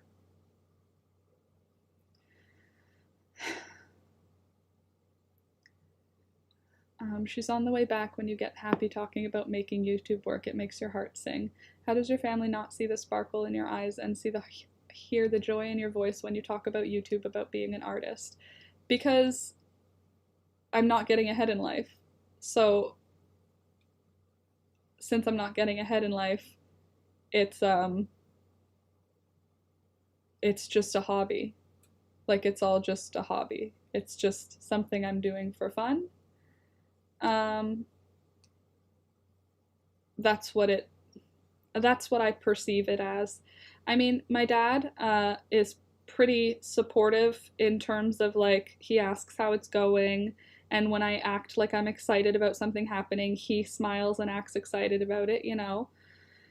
But yeah, I think overall the sentiment is that Alex is earning the money and Laura is playing house. Like, that's the sentiment, and I can get into that in my head where I'm like, yeah, I'm just making up as I go along. I'm just playing. This is just a fun game that I'm playing, and Alex is working hard to take care of us, and I'm making baby pants for a baby that doesn't exist, and I made $6 off of the video, you know what I mean? Or I make $15 in a day on some days, and then on some days I make over $100, and that's great, but some days I make $15, and it's not enough to live on. Therefore, it is a side hustle, a hobby, and I'm treating this hobby side hustle like it's my full-time job, which, like, I get that point of view, I do, because I've heard it many times from many people, but it's just, I don't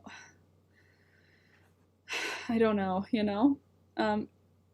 So they want you to keep up with the Joneses and live life like them, but that's not your life, not your goals. I'm sorry you have to feel that way. You are you, and you shine being who you are, and that makes you more special than someone answering a phone or working at a modern work job.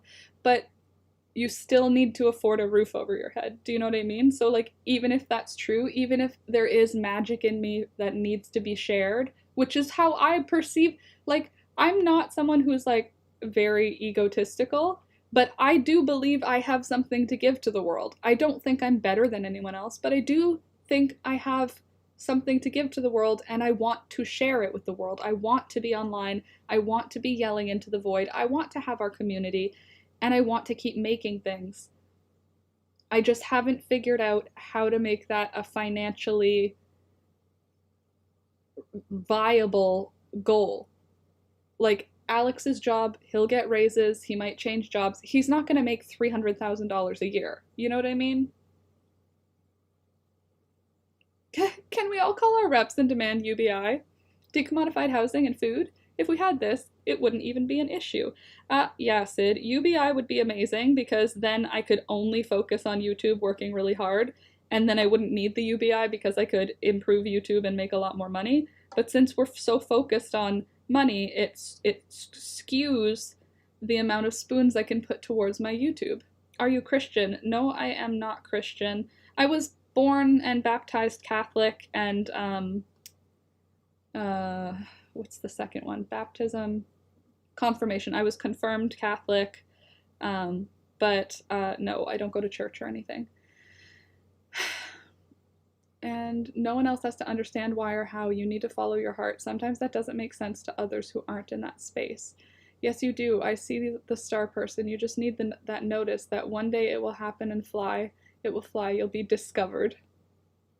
Have you tried watching some of the YouTube content creator education channels like vidIQ or Channel Makers or Think Media? They have live streams with lots of other YouTubers so they understand. It will happen. I can see it in you. You do have something special to give to this world. Candace, I really do appreciate you and your positive words, and you say the same things that Alex says. Those are the things Alex says. I think we're both just in a discouraged space where we're like, I don't want to live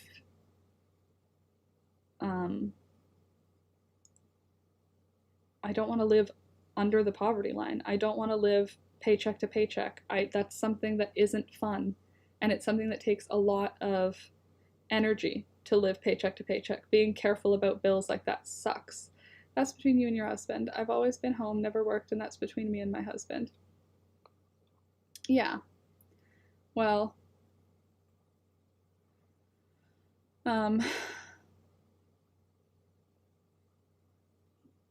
yeah.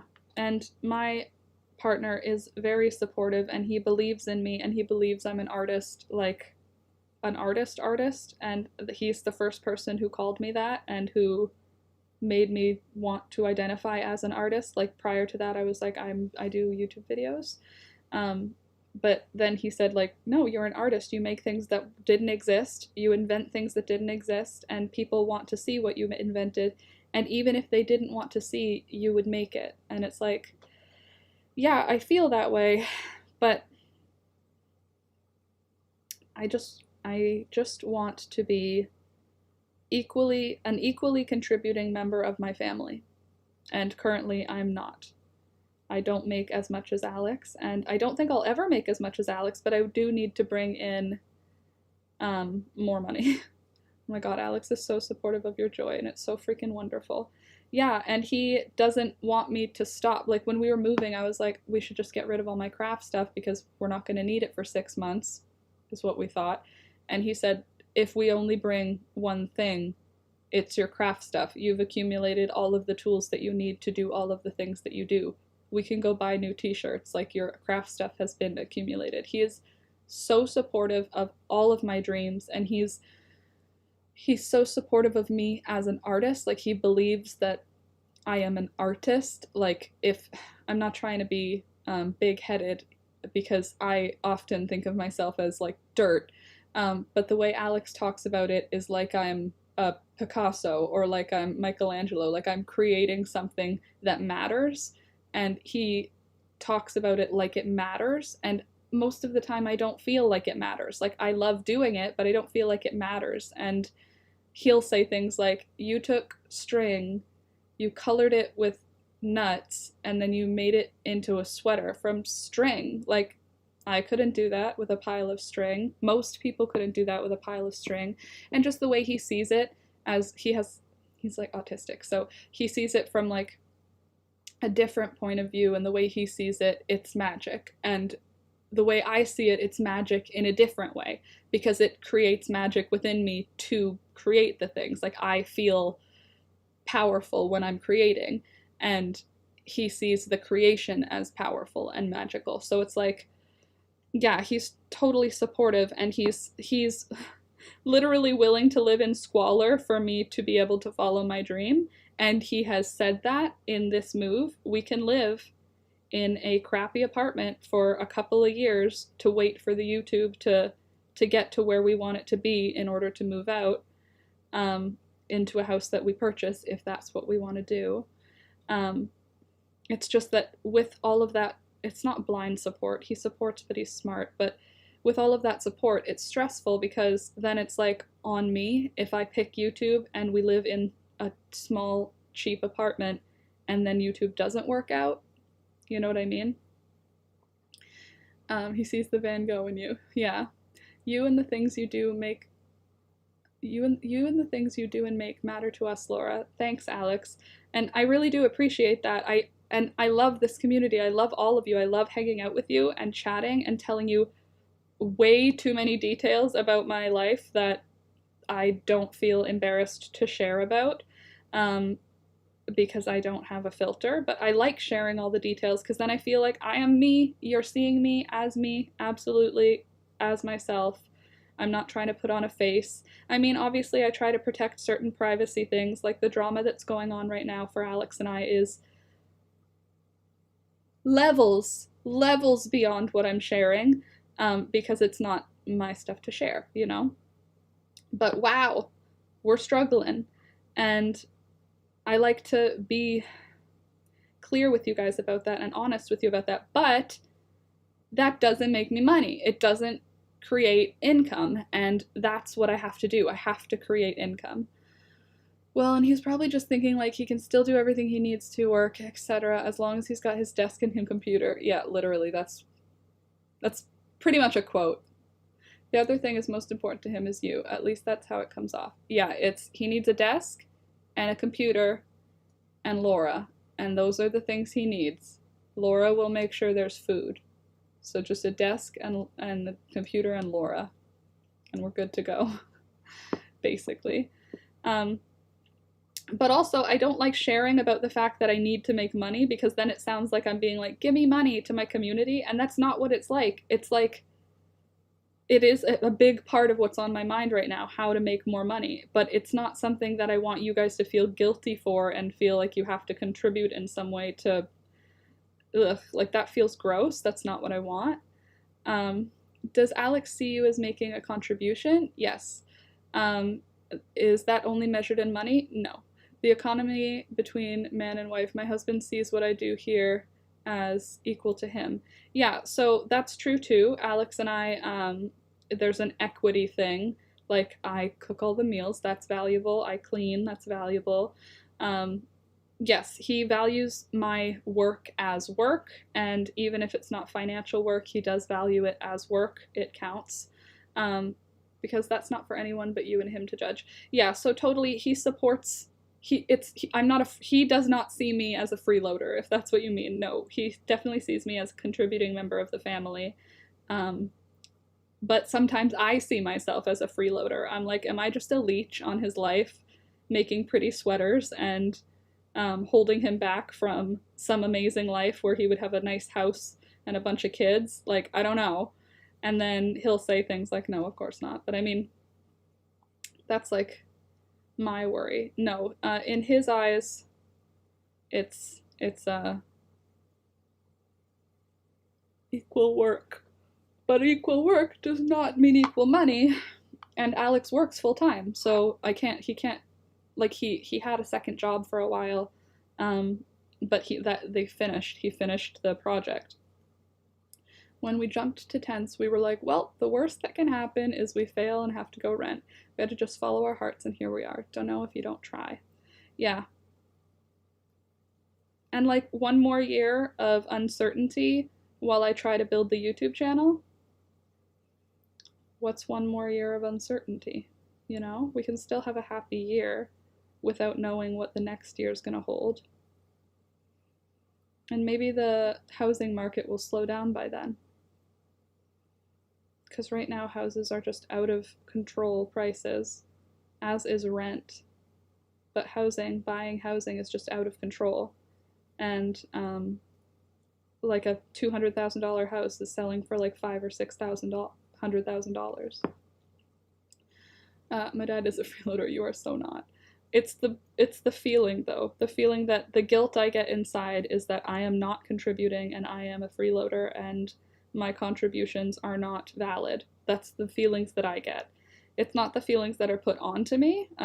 Alex never puts those feelings onto me.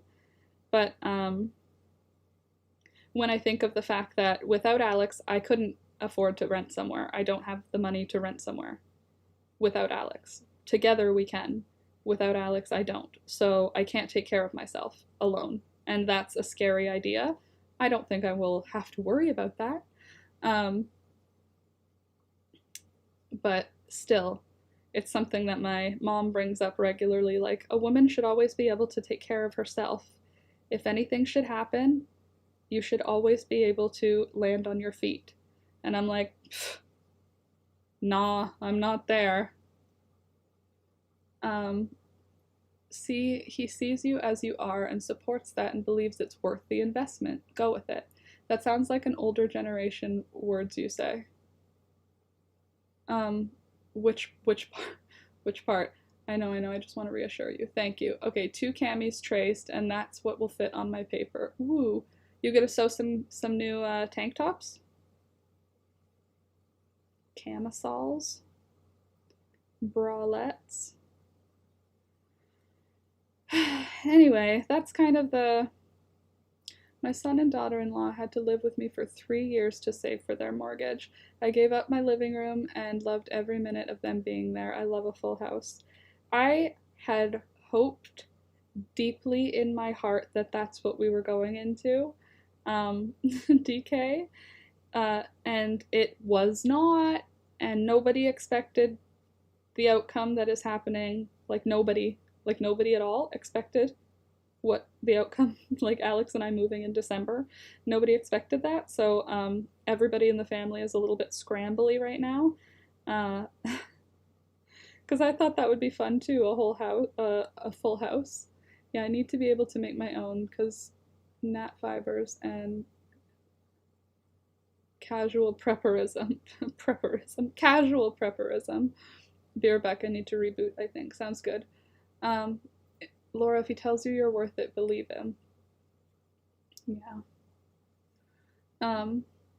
Have you looked into self-built tiny homes? You could build it slowly on your parents' place and then look for a bit of land to park it on.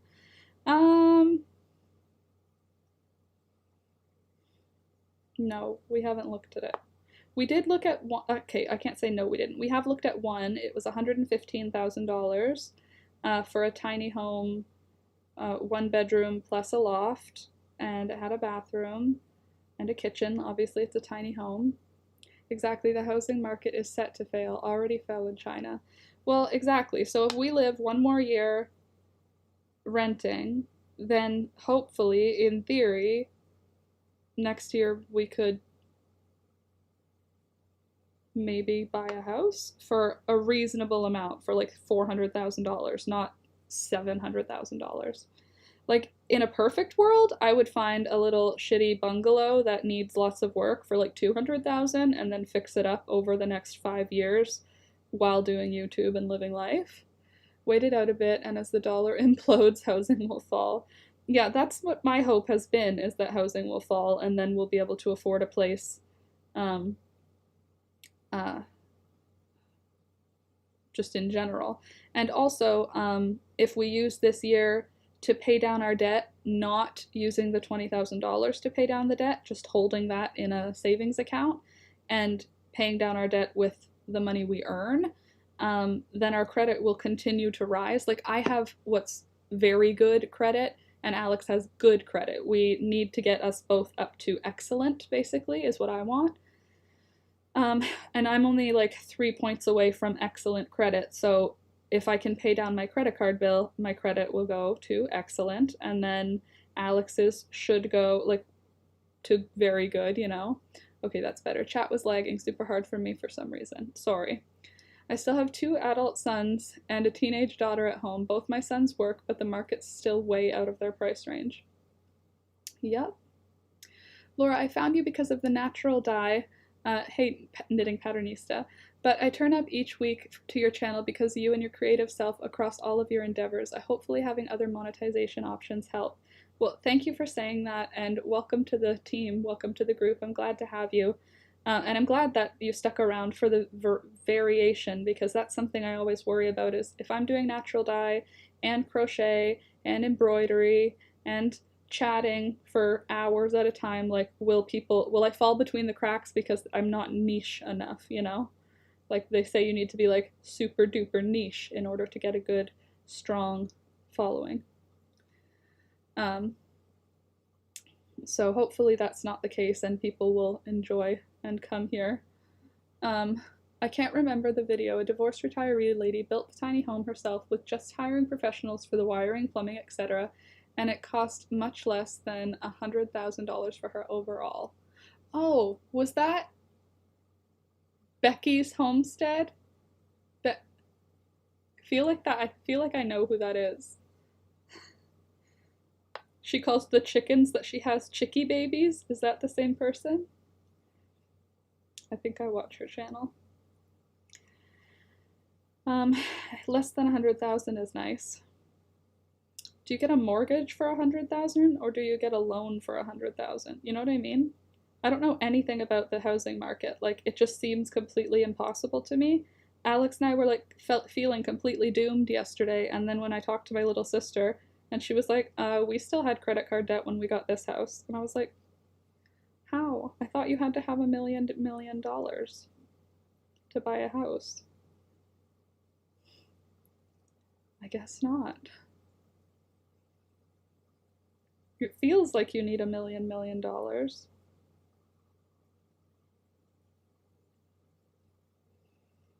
But yeah, at least for the next year, maybe 2 years, depending on how smart we can save and how much money YouTube makes. If YouTube blows up and I'm able to get $3,000 a month, like consistently for the year, then we could buy a house next year. If it doesn't blow up and then I have to get a part-time job and earn extra money on the side that way, probably we'll have to rent for another year, and then maybe the following year we could get a house. Have you considered raw land? Wait, cheaper to self-build. Okay, so if we bought raw land, we would have to live somewhere while the housing is built. And with the price of lumber, unless it's fallen, building a house is expensive. And Alex has no building skills, and I have very limited building skills. So it would have to be hired out work, which is a cost. And also, we have like Canadian winters here, so it's not like we could, if we were gonna like camp, example, we wouldn't be able to do that during the winter. And then in that case, if we were renting, that's like 2 homes, do you know what I mean? I'm hoping to learn all kinds of takeout recipes, so I will share them with you to help you have yummy things without the cost of takeout. Thank you. Because yeah, I'm pretty sure we're gonna like cut off all takeout and go back to eating like tofu and beans and rice and lots of a yurt. I would live in a yurt. This couple that I watch on YouTube lives in a yurt. One sec, I have to crack my back. Okay, ready? Listen. Okay, listen again. This one's gonna be louder.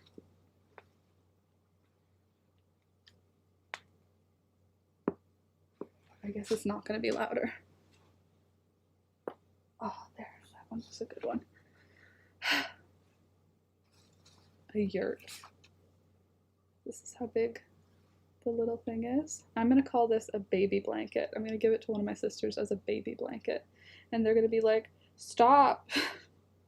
They aren't like, stop. They know I'm joking. Just so you know, don't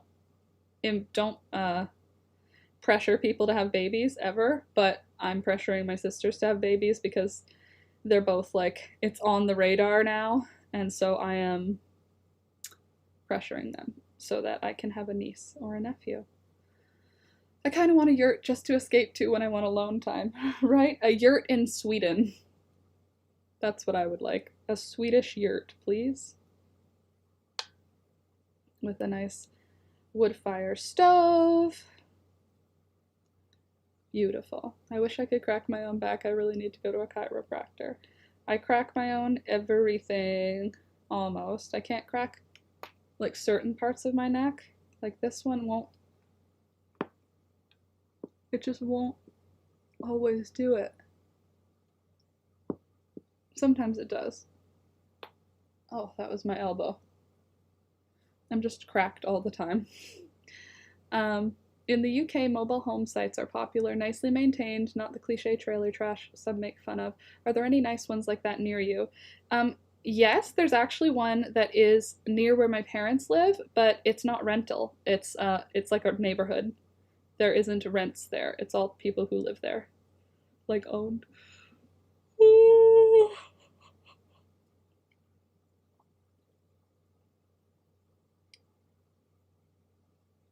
Learned about it on YouTube before it was cool. Built a 1,600 square foot home. That's a pretty good size for a home. because all of the places we've been looking at are like 700 and 800 square feet, which feels like it's gonna feel small. And you built it on your own with like a foundation and everything? Did you have a poured concrete foundation? Like, I don't know, it just seems like a lot. It seems like it would go over budget really easily. But I guess if you don't have the budget, you can't really go over budget. There's no budget to go over, which is where I am right now. I don't have budget. And not like I don't have a budget, like there is no money. Then Frida can come chill with you and bring Millicent. Yes, definitely. Northern Manitoba can be as low as -60. Northern Manitoba. How is Northern Manitoba doing these days? What's like your price of food and your price of fuel? Is the living situation in Northern Manitoba good or bad? I feel like it's nice to have someone from Northern Manitoba to just give me a little insight on a part of Canada that I don't really know a whole heck of a lot. How's Northern Manitoba? Are there moose in Northern Manitoba? Do you regularly see moose in Northern Manitoba? I feel like Manitoba would have moose.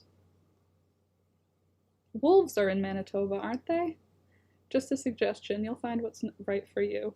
Yeah, we definitely will. It's just when. Wow, you guys are making me feel calmed down. Also, taking a panic attack pill made me feel calmed down, so I feel a little bit better. A little less stressed. Ooh. I don't think I could live in Northern Manitoba. I don't think I could live in Saskatchewan. I think I could live in New Brunswick, Ontario, Nova Scotia. I could probably live in Quebec. I just would have to brush up on my French. But in reality, I want to live next to my sisters and my sister-in-law because there's 3 people who I expect to have children within the next 5 years. I'm hoping that my brother and his wife, my sister and her husband, and my sister and her husband have babies so that I can enjoy all of them. But they're all in Ontario, so that kind of makes me want to stay in Ontario, just so that I can visit all of my nieces and nephews. I don't want them to not know who I am, you know? Also, don't forget to like the video if you haven't liked the video yet, because you showed up late. First of all, we start at 9 a.m. Mondays, Wednesdays, Thursdays, Fridays. We start at 9 a.m., 9 to 1. So, geez, sorry that you're late, but don't forget to like the video. And if you are lurking in the background and you would like to join the chat part of the live experience, then just subscribe and then you'll be able to join the chat. The chat is closed to subscribers only. It helps avoid the dark possibilities of groups of meanies coming and yelling at us in the stream. Trying not to use the words that the YouTube algorithm will pick up. Yesterday's video got demonetized and I didn't even say anything weird. I think no matter where you live, you'll be the fun aunt. My fun aunt lives in Germany and she's still the best. Oh, well, that's good. I guess, yeah, that's true. I could just take the children to wherever I am. Bring me the children. Bring me all the children.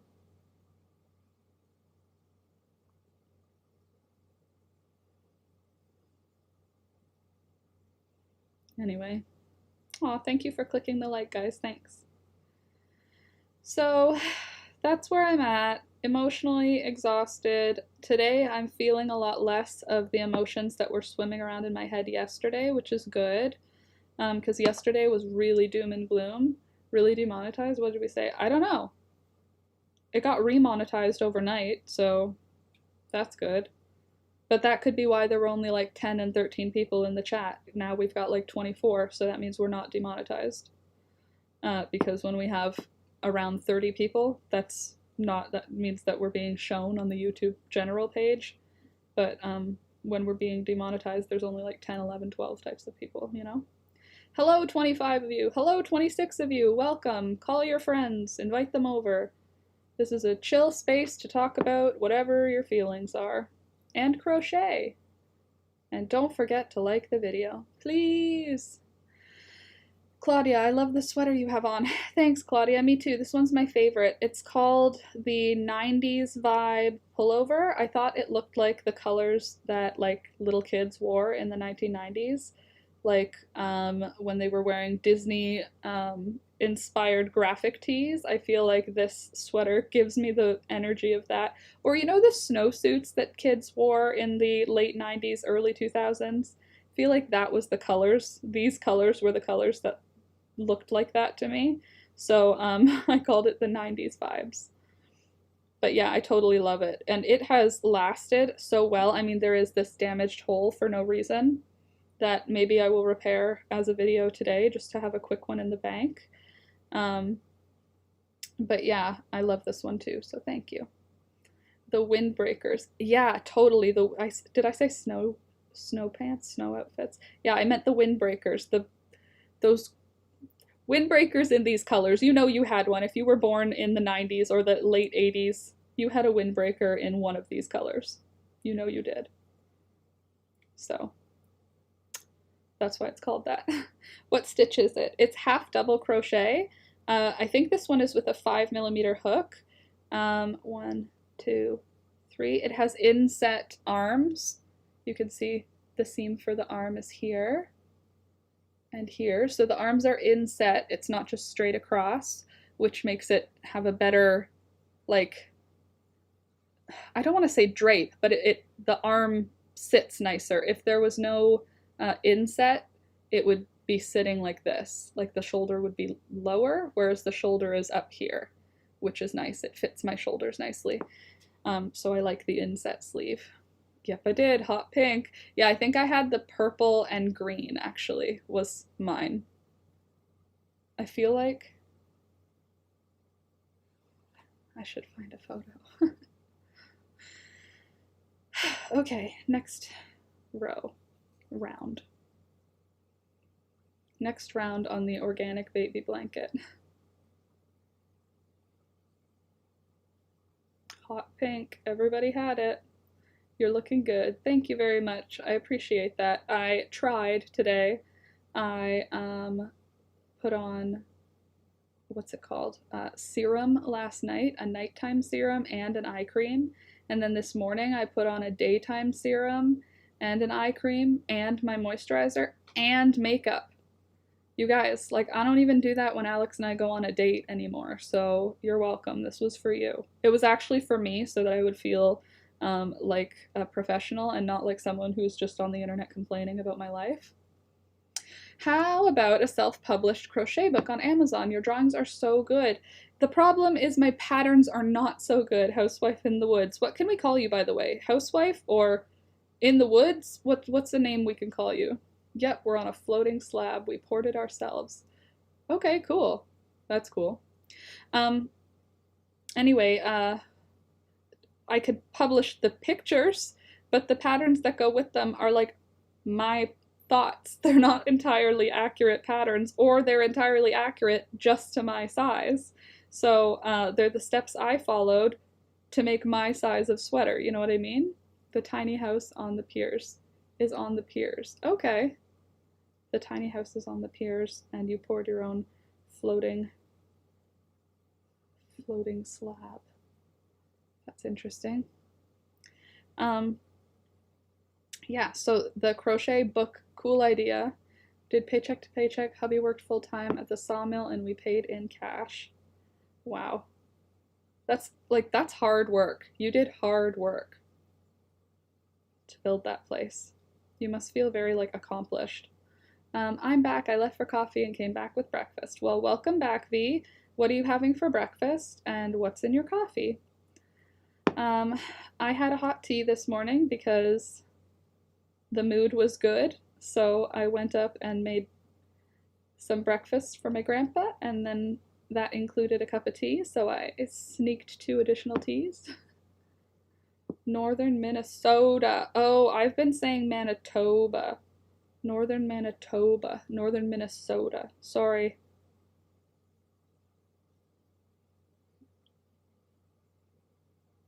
My bad. Anyway, so I had a cup of tea. that made me feel good for today. That's probably why I'm in a good mood, because I've had my cup of tea.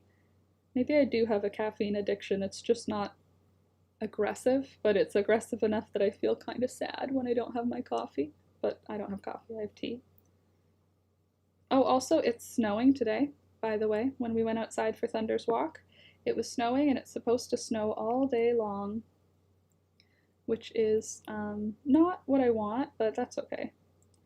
I can't say it's not what I want. It's not what Thunder wants. He does not want that.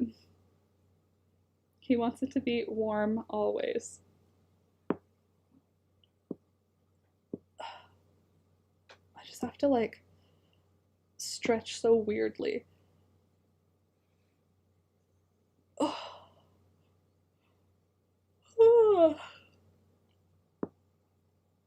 You know? Just to make my shoulder blades like behave. Well, he is a Chihuahua, yes, and he wears a sweater when we go out. He hasn't had to wear boots yet because there's no salt on the pavement yet because the snow is just starting. So no boots yet, but we're gonna have to do boots.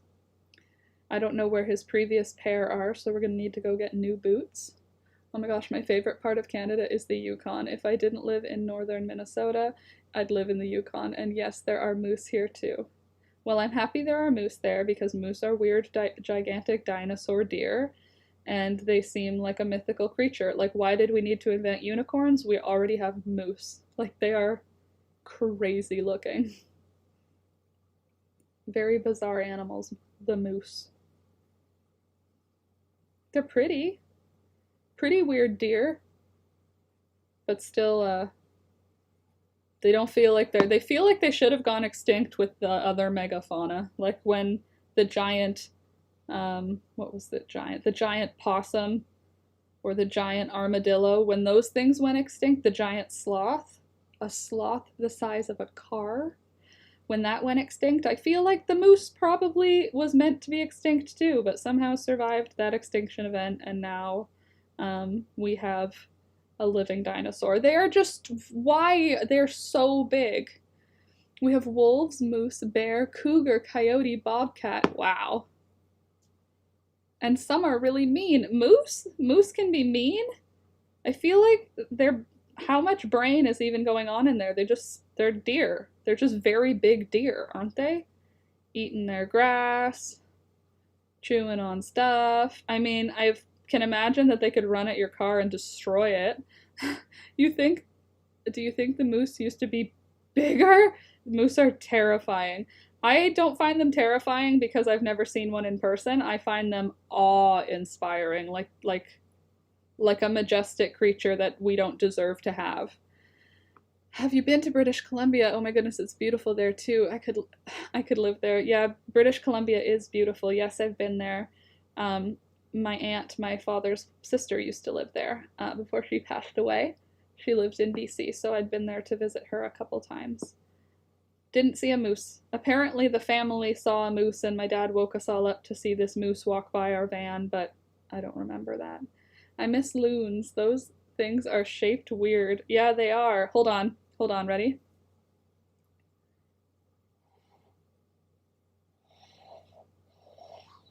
Hold on.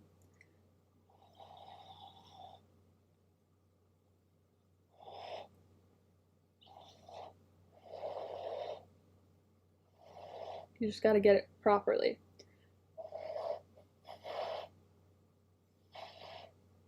Hold on.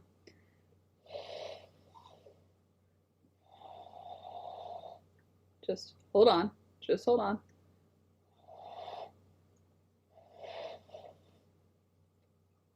I can do this. Almost. So close.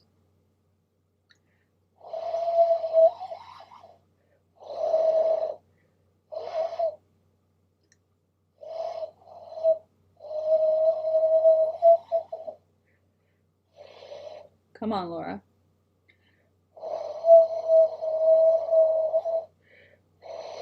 Come on, I could do it.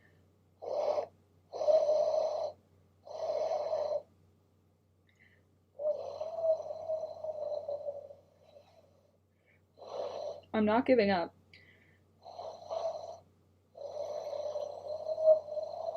Okay, I remember.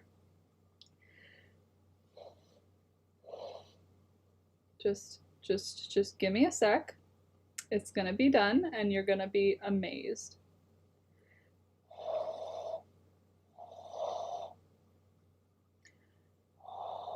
I hope all 22 of you are looking at the screen waiting for this exciting thing to happen.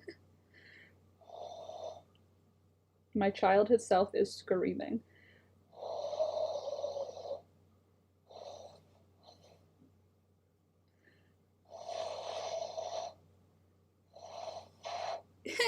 I can do it!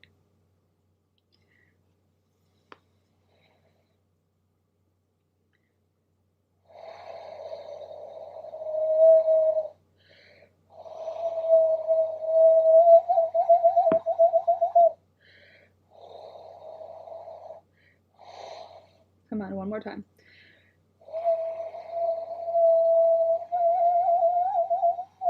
There, you're welcome. That took me all of my mental capacity. You're welcome. Now I need to put lipstick on again.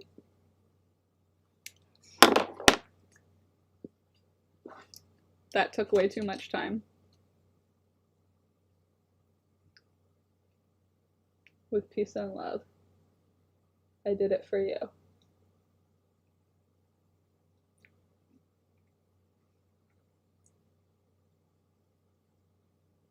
Here we go. My cat is staring at the computer screen. Hi, Sonia. I feel like my upper lip is red now. Upper lip area. Oh, it was. There was like a ton of lipstick. Cool. You're welcome. I hope that was worth it. Every time I think of a loon, I think of the movie On Golden Pond. Every time I think of a loon, I think of Canada, A People's History, which was a super flawed educational thing that talked a lot about Indigenous folks in super inaccurate ways, but it always started off with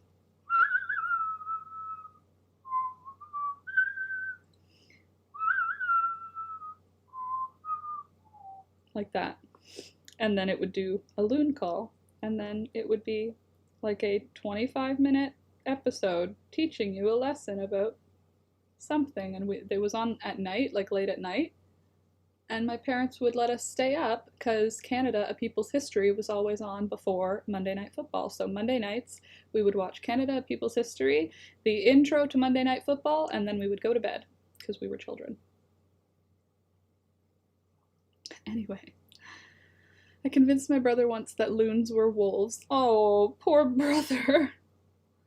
Imagine hearing loon calls and being like, they are close. Why are the wolves in the water? Do you want to hear something adorable? Yesterday I was at my sister's house and her dogs, my sister and her husband, went out to go shopping and we were just hanging out in their house because I was happy to stay there. And I have a video that is so cute. First of all, let me show you this picture that is so cute.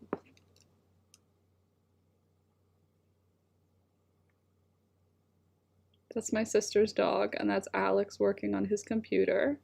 Kind of a big deal.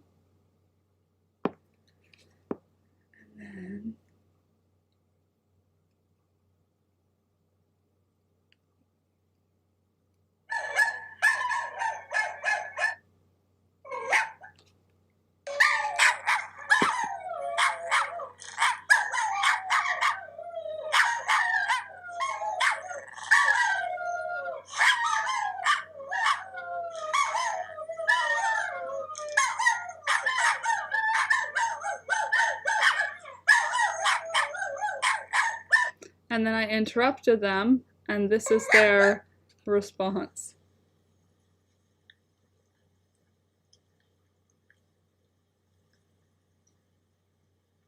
They were both just like done. I have to know in real life how many of us have real life friends that do fiber stuff, because I have zero. It bums me out, to be honest. I have zero that I do anything with. I have one friend, Cassia, who can do fiber stuff, but it's such a side hobby. It's like very not on her priority list. So it's not something we ever do together. Other than her, zero. So I'm super thankful to have fiber folks online like Laura's chat. Well, thank you. Me too. Say my mom is the one person. That's nice that you have someone in your house that you can like chat about stitches with, because seriously, like when you learn a new stitch, when I learned to purl, I had to wait all weekend in order to tell you guys that I learned to purl, because it was hard for me to learn. My dentist assistant knits. You should reach out for help. Not help, reach out for friendship. The shape is so nice on your sweater. Thank you. I like it too. I think that it was a really good creation. Anyway, those are my sister's dogs, and I made them howl like that. Not really, we're on different planets because I design, and that is so not her thing. Fair. I just wish that there was someone, like, in real life where I could be like, look! And they would be like, wow! But it's only online. Online is the only place I can get that feedback. Such a basic pattern, too. I know! It's like it's like a rectangle up till here, and then you do 10 stitches in on either side, and then rectangle up to here, and then you crochet to the middle, come up, and separate, like go this way, back and forth, this way, back and forth. The collar is after the fact. It's very simple. It's a very simple. Your makeup looks fabulous today. Thank you, Claudia. I worked on it. I blended it with a makeup brush and everything. Whew. That loon call took a lot out of me there. I got my patterns out from under my cart without ripping them, and now they are all heaped on top of the cart. I need an art portfolio to store them in, or a filing cabinet. Like an old filing cabinet where you could just put labels on them. It looks like this is my boob, but it's so not. There is nothing here. I am a boobless wonder.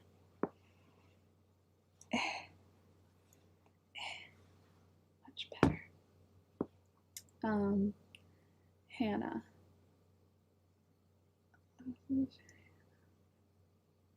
And Hannah, is Hannah your name? Is that what you're saying? Housewife in the Woods, Hannah? Because I asked that before, a while ago, what you'd like us to call you. I'm guessing that's the reply. That way I can learn to make more of my faves before they die. Because that happens. It's hard trying to explain that different fibers make the same pattern come out different. Way different. Way different. Like the wool for this sweater, it's perfect for this sweater. I seriously love this sweater. I'm glad that you guys like it too, because it's my favorite sweater. I don't know what I'm gonna do to mend this. Like, am I gonna put a patch? Because I have some like embroidered patches that I could sew onto it, or am I going to do a visible mending with wool? I wonder what happened. Anyway, I'm excited to see how I'm gonna go about fixing this sweater. I think I'm gonna do that today because I'm kind of looking forward to it. Oh my god, so much. The wrong yarn can murder the fit. Totally. Or it can make it so like baggy and slouchy when it's supposed to be fitted. Like, I've had people make the puffy sleeved pullover with the wrong yarn, I guess. And it looks like not even the same thing at all. I wonder, do I have any of the yarn for this sweater left? I think I have some. Oh, in the yarn. Let's see.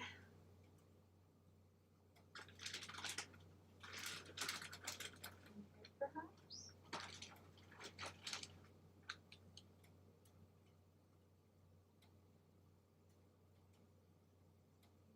No.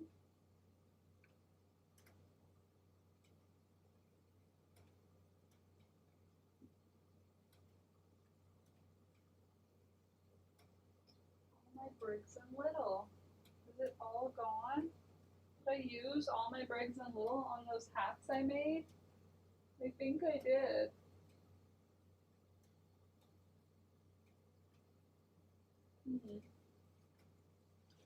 I have this very small amount of purple left. I don't know if that'll work to mend. That might work. It might.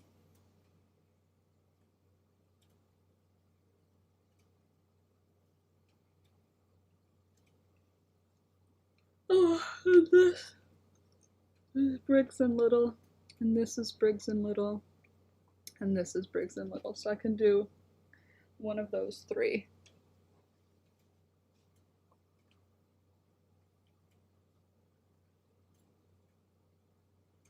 That ball of yarn I started with is now only this big. Let me see. I wonder if, oh, I'm gonna head off and get some lunch. Have a wonderful day. You too, have a wonderful day. Thank you for coming and thanks for your positive vibes. And I'll see you Monday. Have a good weekend. Housewife in the Woods, Hannah. I just looked at your book where you do your drawings and I swear that's exactly something aesthetically I would totally buy. How can we help you size them? I wonder if different size folks tested the pattern and gave you the numbers if you could write them in there. But, so yes, if different size folks tested the pattern and knew how to make adjustments, because I don't know where the adjustments need to be made for different body sizes, I could do my best at like upsizing it. Like I know how big an inch is in stitches, like I can try. I have a few of my sweater patterns where I in theory sized them up but never tested if it worked. So yeah, I just look at your book where you do your drawings and that's something you're into. Moose are wicked mean. Wicked mean. Very Minnesota thing to say. But yeah, I don't know if different size folks tested the pattern, if that would change my, like, let me just check. I have a bunch of bullet journals with a bunch of patterns, and we can look at some of them and see if there are any, oh gosh, trapped in yarn. If there are anything in there that's useful.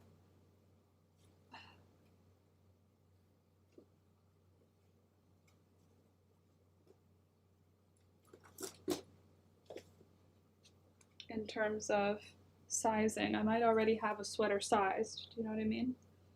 That I don't remember. I'm more comfortable scaring off a black bear than a moose. Wow. Okay, so that makes them sound crazy. Sure, that makes them sound pretty scary. Are you a calendar or a pattern book? Any patterns hidden in here?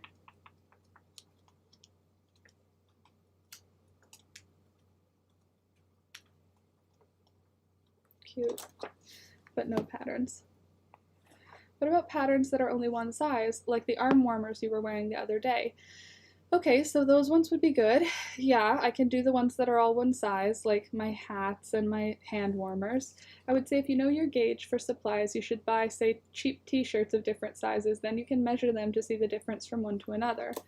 Yes, and then I know my number of inches per, like, in order to change the size. Hold on a sec.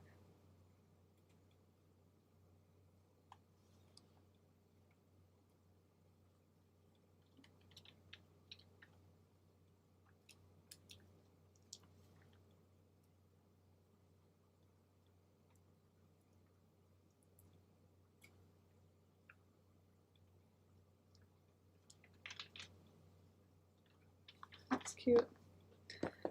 My daughter can do the flying loon fall. It's so funny. Let me see if there's any crochet patterns in here.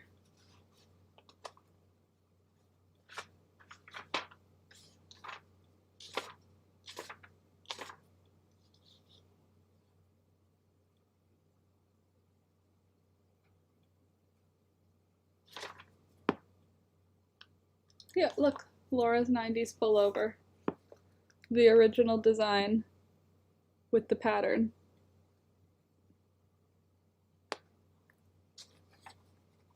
And the yarn I used, and the size hook I used.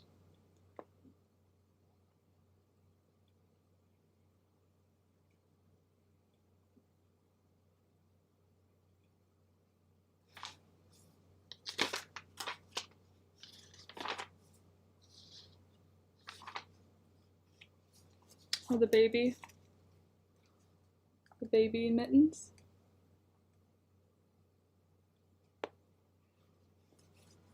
Okay, so maybe I should keep this book out as something to work on, or my mom's sweater.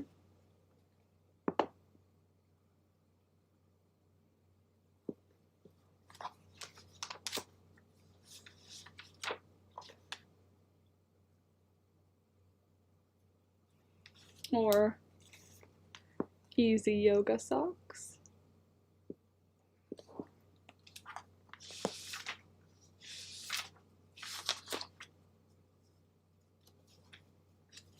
The City Place pullover.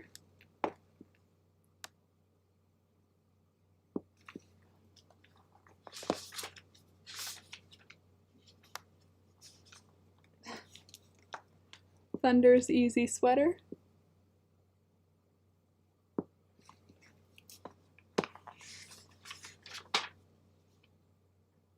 The cropped vest that I tried to wear yesterday but didn't feel like wearing.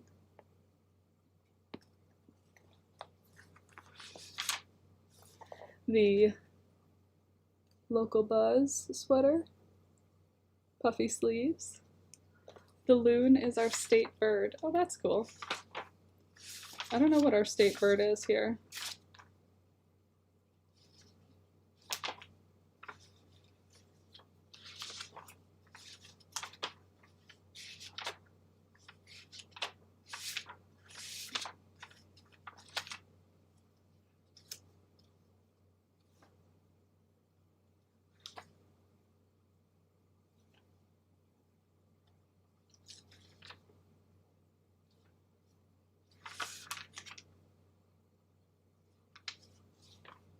We live on a lake and it's the night song of summer. Do they leave in the winter? Are they migratory?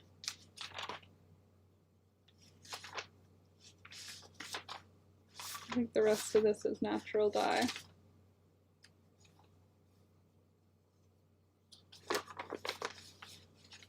Oh no, the turkey tail.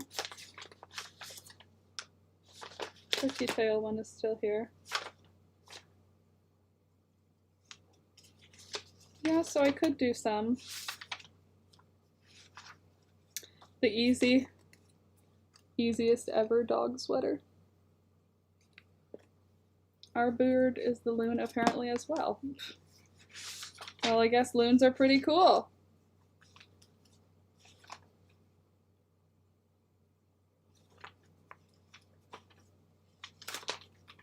Gosh, I love these books. I love looking at them. Like some of my drawings I actually really like. Like look at this drawing of goldenrod.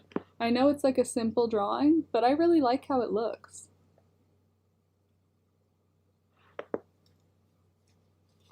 Google says that the common loon is Ontario's. Well, now we know.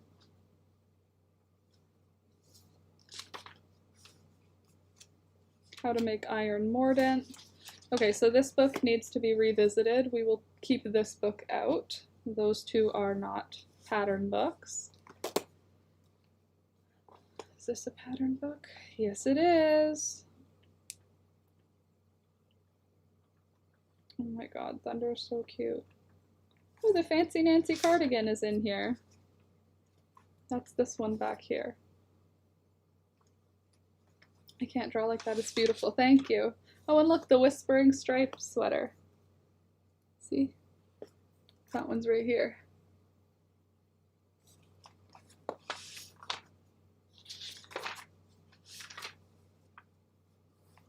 And then the Fancy Nancy cardigan revisited.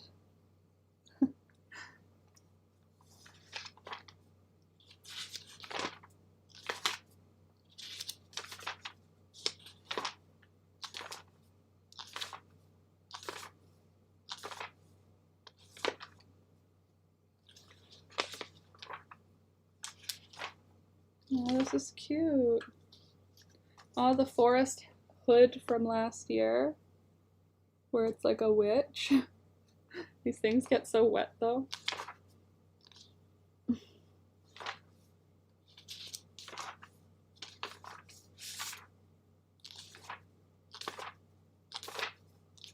Anything else going on in here?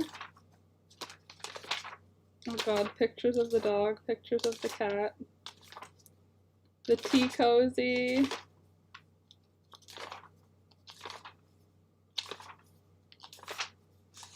Jeez Louise. A simpler time.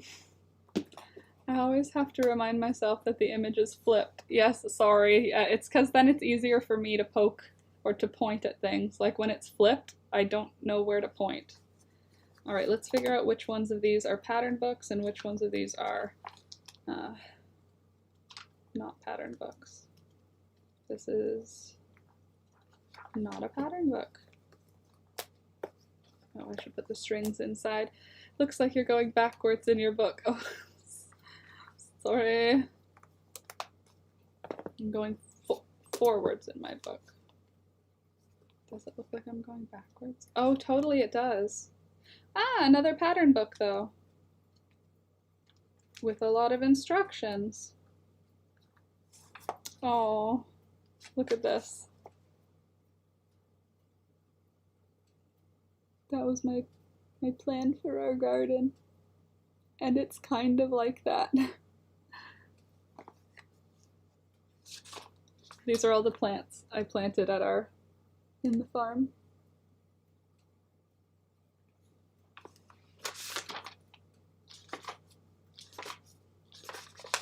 Chicken aprons. Rose jelly, palette arch. Your drawing is beautiful and would enhance anything you produce. Well, thank you. I just don't know how to sell it. I don't know how to make it into a saleable item. This one I think is the wedding book, so if it is, I'm just going to skim it and close it, because that makes me sad. And then I have my book of drawings.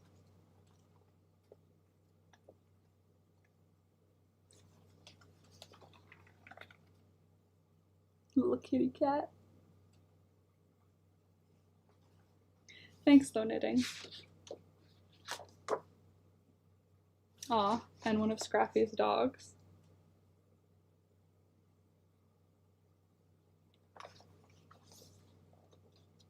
So that we can keep out for potential use. This feels like not a pattern book. Yep. Any hidden patterns in here? Nope. So that's a journal. What do we think? Journal or...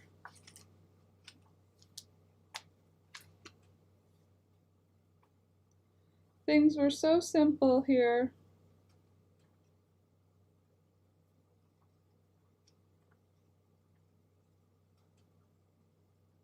Monday, May 10th. Plant sacrificial seedlings. Spread topsoil.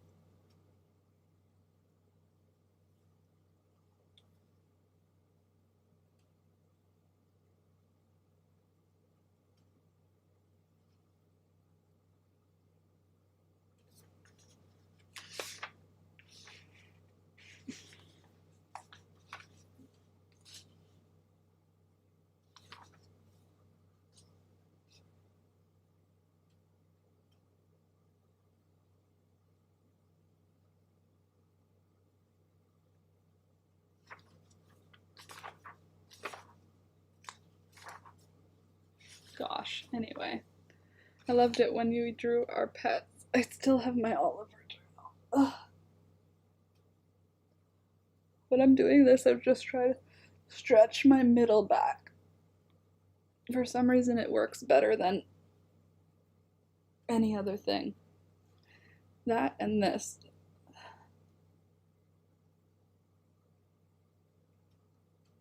Ugh.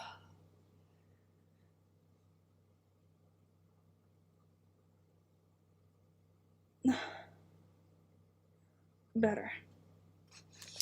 Alright, so these ones are journals. We don't need them. Those ones are pattern bullet journals, so we do need them.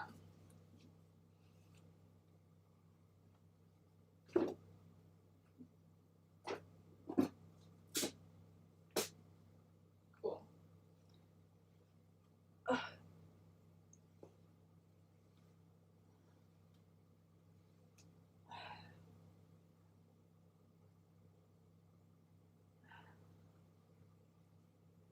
Just need a good stretch once in a while there, you know? Okay, so we do have a lot of options as to which way we could go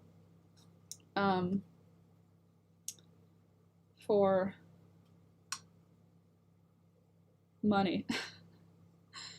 I have to figure out, maybe I'll bring it to Cassia and say, hey, can you figure out how to make this its own thing that I can sell?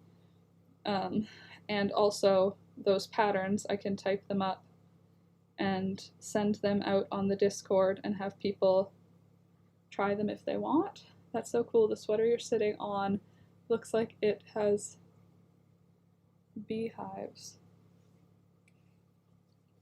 Oh yeah, isn't that weird? The pooling, that was like just striped yarn. Like you could see the arms didn't do that.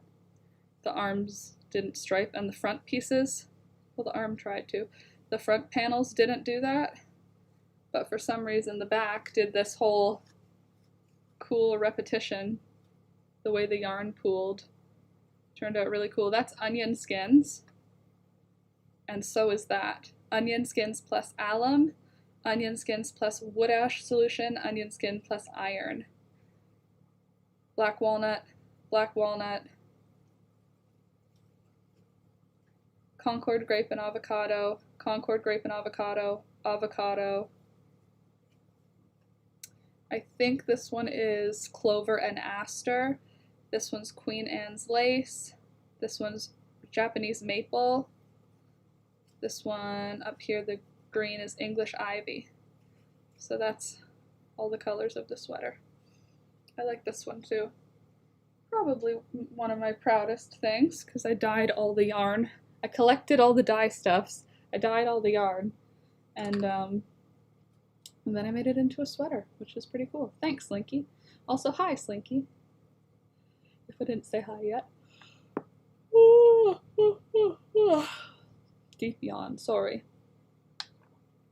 Anywho, I think we've got a lot of good ideas that I need to go through and sort of see what's feasible. I think short term, like until we move, I'm going to mostly just I'm going to exclusively concentrate on packing and filming and editing videos. Like right now, I'm not adding anything in until we've moved to the new place.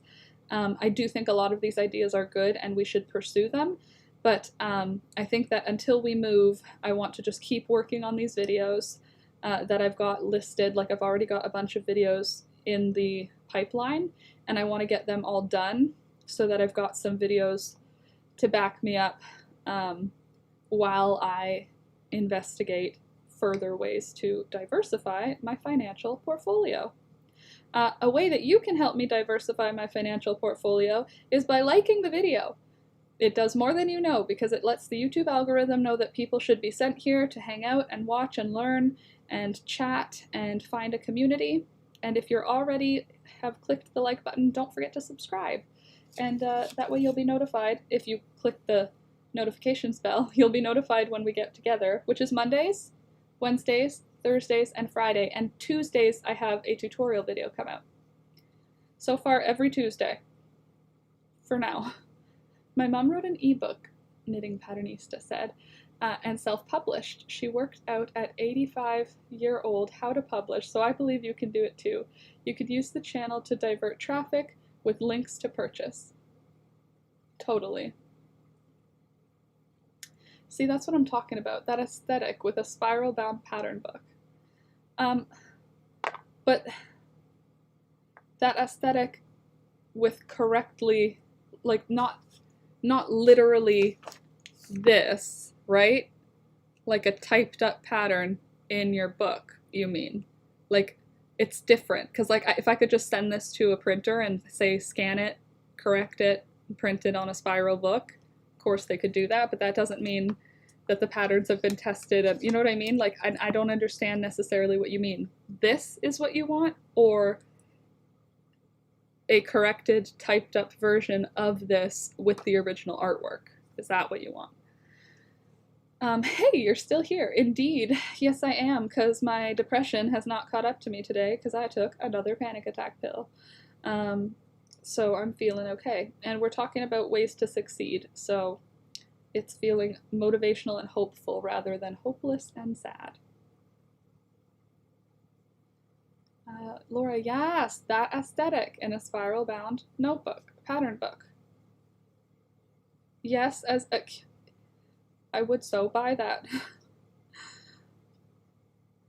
Okay, I mean, do you think, like, good depression has not appeared? Yes, exactly, good. Well, it did, but then I took my panic attack. Well, it wasn't a depression, it was the anxiety, but then I took my panic attack pill and I feel better. Any opinions from anyone else in the chat about that? Hannah, housewife in the woods, says the aesthetic of the bullet journal as is, but for sale. But I'm wondering if it would be more approved to have the pattern part typed out, or is it the whole originalness of the stickers and the little drawings and the thought process? Is that part of what makes it fun to have?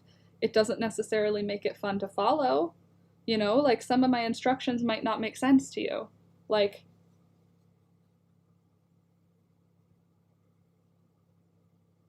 okay, well, this is an easy pattern, so, you know. I now have a pair of glasses on the way, 2 to 3 weeks, and I still really love the frames. That's awesome. Yes, the loons leave and the geese. I know the geese leave.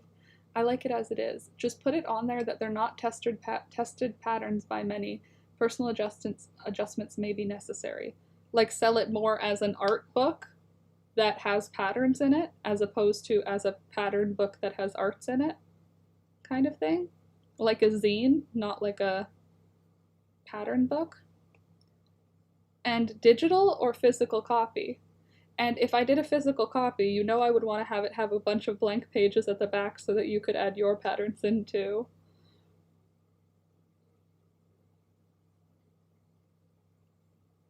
The loons. I love loons. I can hear them in the summer if I have the back door open. Best sound ever. It is a nice sound. Physical, you say physical copies, okay.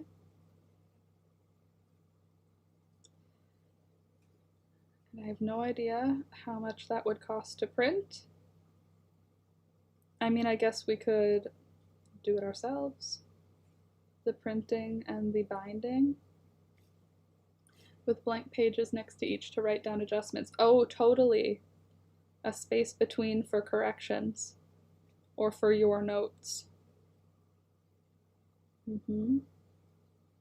Yes, I'd love one with your dye stuff. Should the dye stuff be a separate book from the crochet stuff? Because I do have an awful lot of dye stuff. Candace, that's a great idea. I agree. Laura, I'm so not kidding. Dye books with your drawings, crochet, you name it, with that aesthetic. If it's something, I just don't know what other people like. I know what I like, so I appreciate you telling me that, because I don't know what the next step is, but I'll look for how to get that printed in multiples, because it's in a book already. Like, I don't know how they would do it. I'm sure a printer would know what to do, though. Well, I probably wouldn't get it since I don't crochet. Well, you could get the natural dye one. Or for posterity, just so that when I die, there will be multiple books with my art in them. I do like the idea of having an empty space, Candace, for adjustment notes. Laura's secret dyeing recipes. That sounds fantastic. Well, yeah, because then also you can't get mad if it's different, because it's a secret dye recipe I'm sharing with you. It can be like witchy, a witchy looking book. I like witchy vibes. Laura's secret dyeing recipes. Or Laura's secret dye pot. You could do a typed out page next to the original with space for notes. A typed out page of the instructions next to the original, or just a typed out page that says leave your notes here. I always take notes in cookbooks So I think space for that is great. Okay. Making me feel kind of motivated here. Keep feedbacking. Give me feedback. I'm liking your Spitfire things are helpful. It's good brainstorming. And building off of each other is awesome. So there's a possibility for 3 books. Laura's drawings, which could be a coloring book, Laura's dye book, and Laura's crochet book. Because I don't have any recipes. A homemade homestead. A homemade homestead. Homemade things for the modern homestead. AKA in the city. Amazon. You mean selling them on Amazon? That sounds terrifying.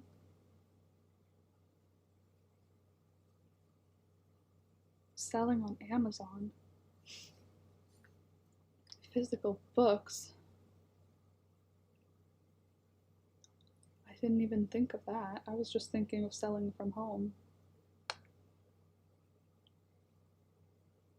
From like the internet, but I guess on Amazon.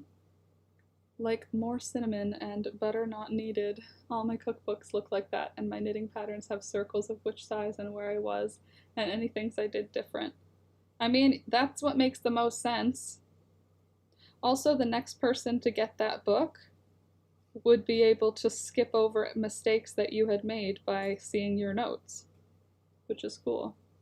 I've sold stuff on Amazon, it's not that bad. Is it?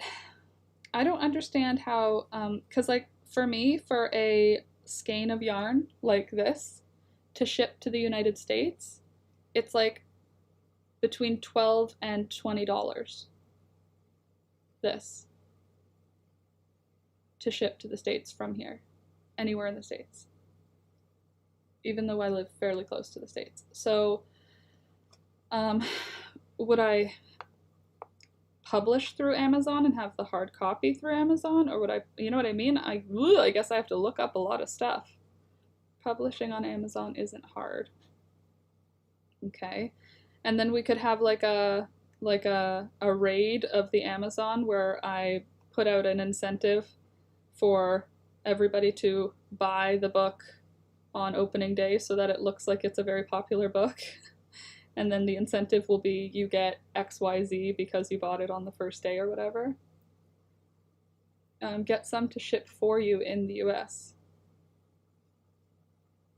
Okay, does Amazon do the printing then? That's what I don't understand how they can ship from the US.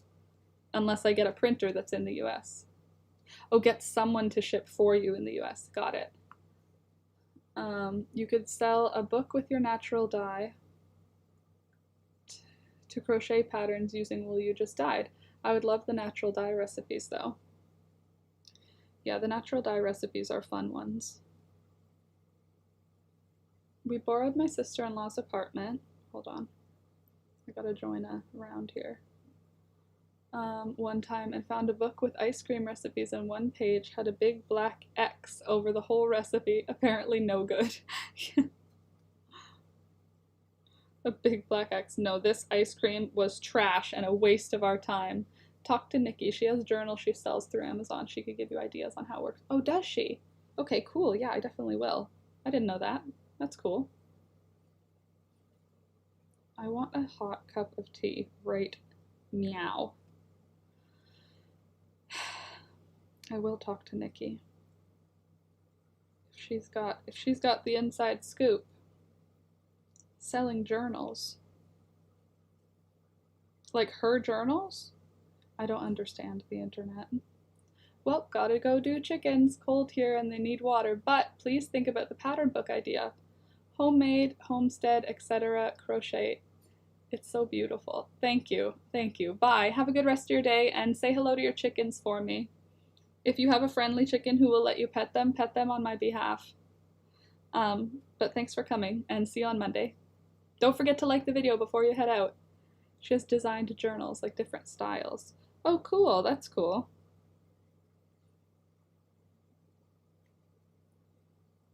I feel like mine would be more in like the, I don't even know, like the zine category, because it's not really, I don't know.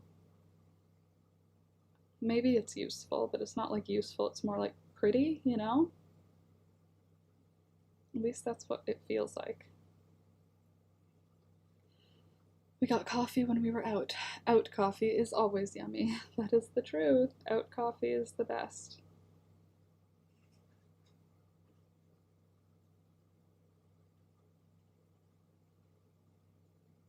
Hey, Alex. Alex? Is that you? With headphones on, I guess? Oh. This is where we're at on the little blankie. Super cute, though. It's a crafty inspiration book, I guess, right? Like a coffee table book, something to flip through that's cool and that you might get something out of, or you might just think it's pretty. I think that's true. My handwriting is so janky, though. Is that okay?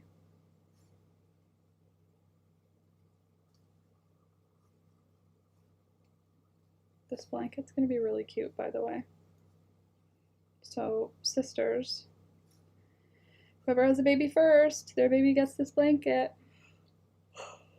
You could model it after this vintage Swedish plant dye book in Discord. Let me see. Oh, cute. That is a cute book. Vaxed fargning. Vat dyeing? Is that what it is? I've started Laura's triangle poncho. V, that's exciting. Looks cute. Bright red. Very nice. It's all your style. It's awesome. As long as you can read it, it's okay. My handwriting is not legible. I think it's readable. I just don't know if it's... I mean, I guess the people who would be buying it because they like it, right? Like, it's not like people are gonna buy it and then be like, oh, I hate this book. You're like, it allows you to flip through a few pages, right? I wonder how much it would cost to have somebody transfer this into a digital format that I can print. Like to bring it to a printer who knows what to do. Plant dyeing. Oh, I was thinking vat, like, because vaxed. I thought that might be vat, like vat dyeing. Aw, plant dyeing. My favorite.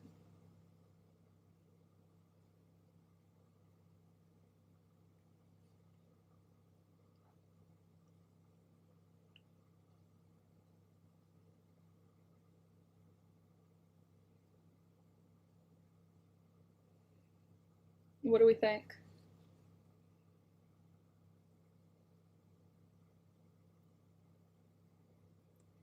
Because I think it's cool. Like, look at the colors when they're all smooshed up together.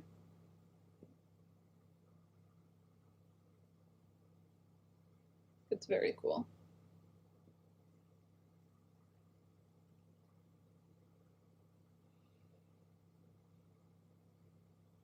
Love that yarn. Me too, Candace. Me too. We're almost at the end of the stream for today, friends, so please, please don't forget to like the video. Would really appreciate it. I have a copy of that, but it seems like you know about most of what it is in there. There's a bit of about indigo and the amounts are very precise, but I like your way. Yeah, I haven't done indigo yet. I haven't done fermented dye. The dye I've done has only been like boiled. I don't know what that's called. I'll have to Google it. Boiled dye. What does the skein look like? I don't have much of it left, but this is what the ball looks like.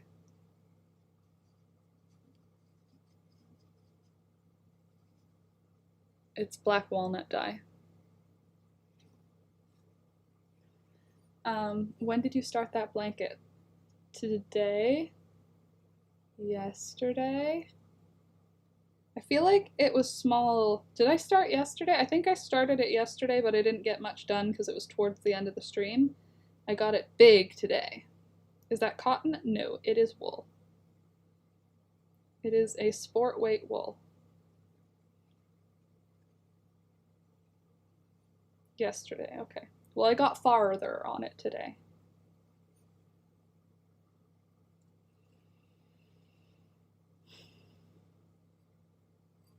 You crochet really fast. Lol. Thank you. It doesn't seem fast enough for tutorials though. But thank you.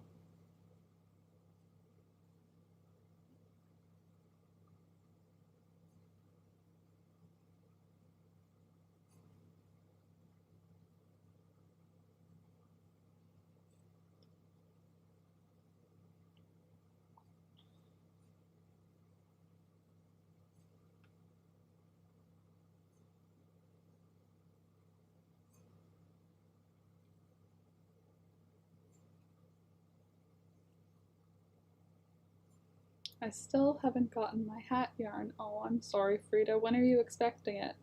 I mean, I guess you were expecting it yesterday because you went to the mailbox. I love how you sort of throw in a knit move when you crochet. Do I? I don't mean to. It's just how I crochet.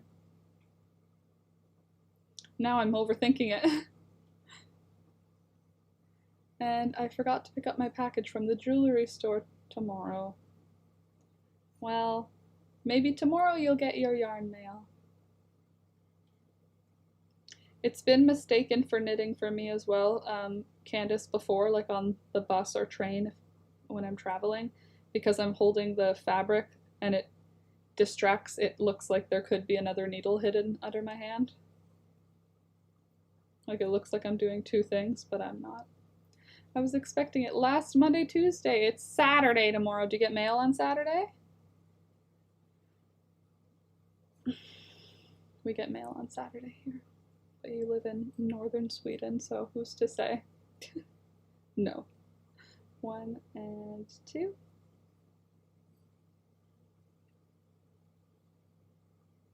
Hey, I just want to say, for those of you who are watching but not participating in the chat, I see you.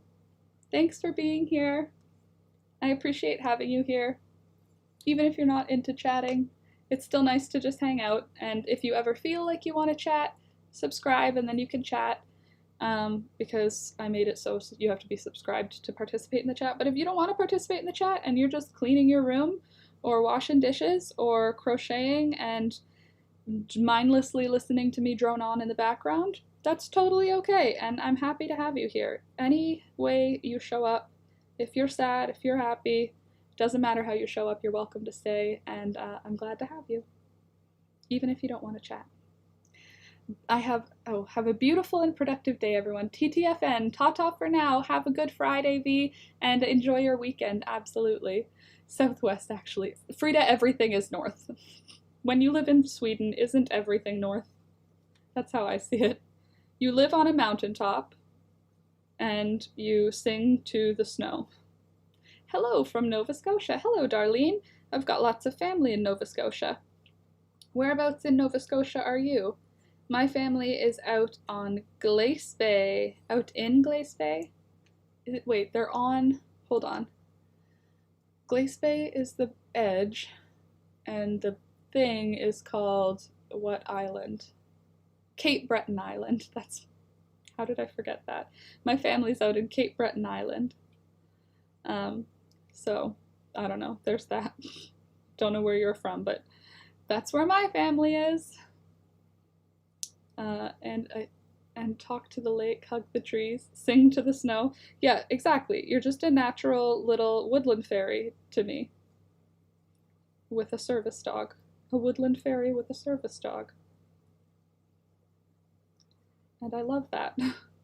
I'm in Beaverbank, just outside Lower Sackville. Oh, cool. Bit of a drive to get places, but you know.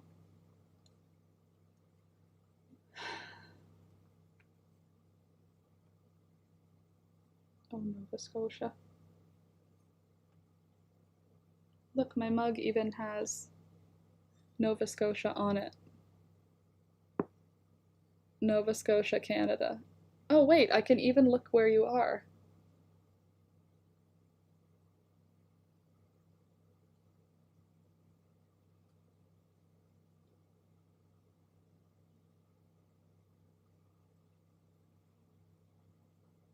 Beaver Bank. Let's see if I can find Beaver Bank. Or Sackville.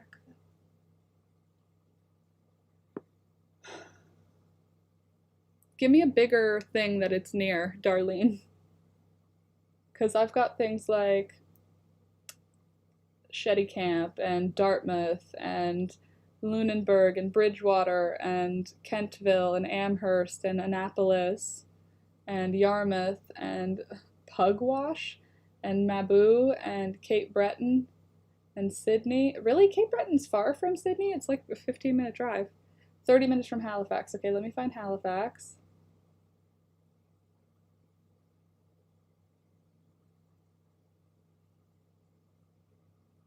Why is it not obviously here? Feels like an important thing to be labeled. Oh, it's just rubbed off from years and years of use. Halifax, see if it's the other ones that rubbed off. Nope, just Halifax is rubbing off. Love. Pugwash. My brain made me think of someone washing a pug. Obviously. Tamaguchi. Is Tamaguchi written here? Nope, you don't exist. Sorry. Sydney is in Cape Breton. Yes, I know. I always thought that Sydney. I know it's in Cape Breton, but my family's from Glace Bay, and you can go to Sydney for groceries when you live in Glace Bay. So on this map, it makes it look like Sydney's far from Glace Bay, but it's like not. It's like 20 minutes away. Like if you want to get groceries, you go to Sydney. I also thought of Pugwash.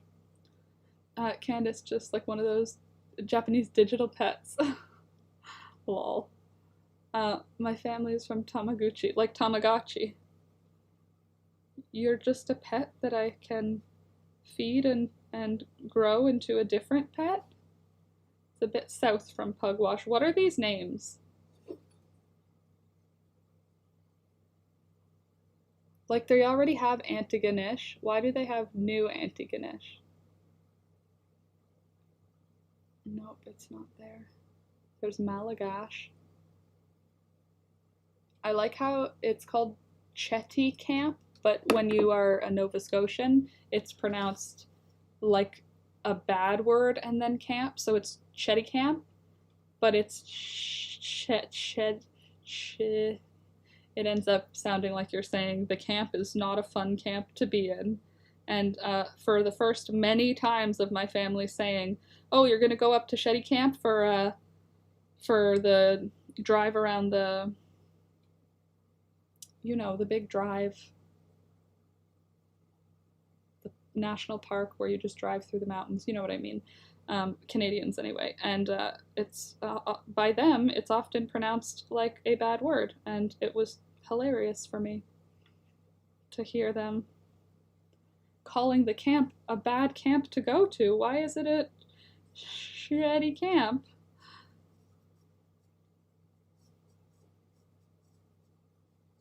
Made me laugh.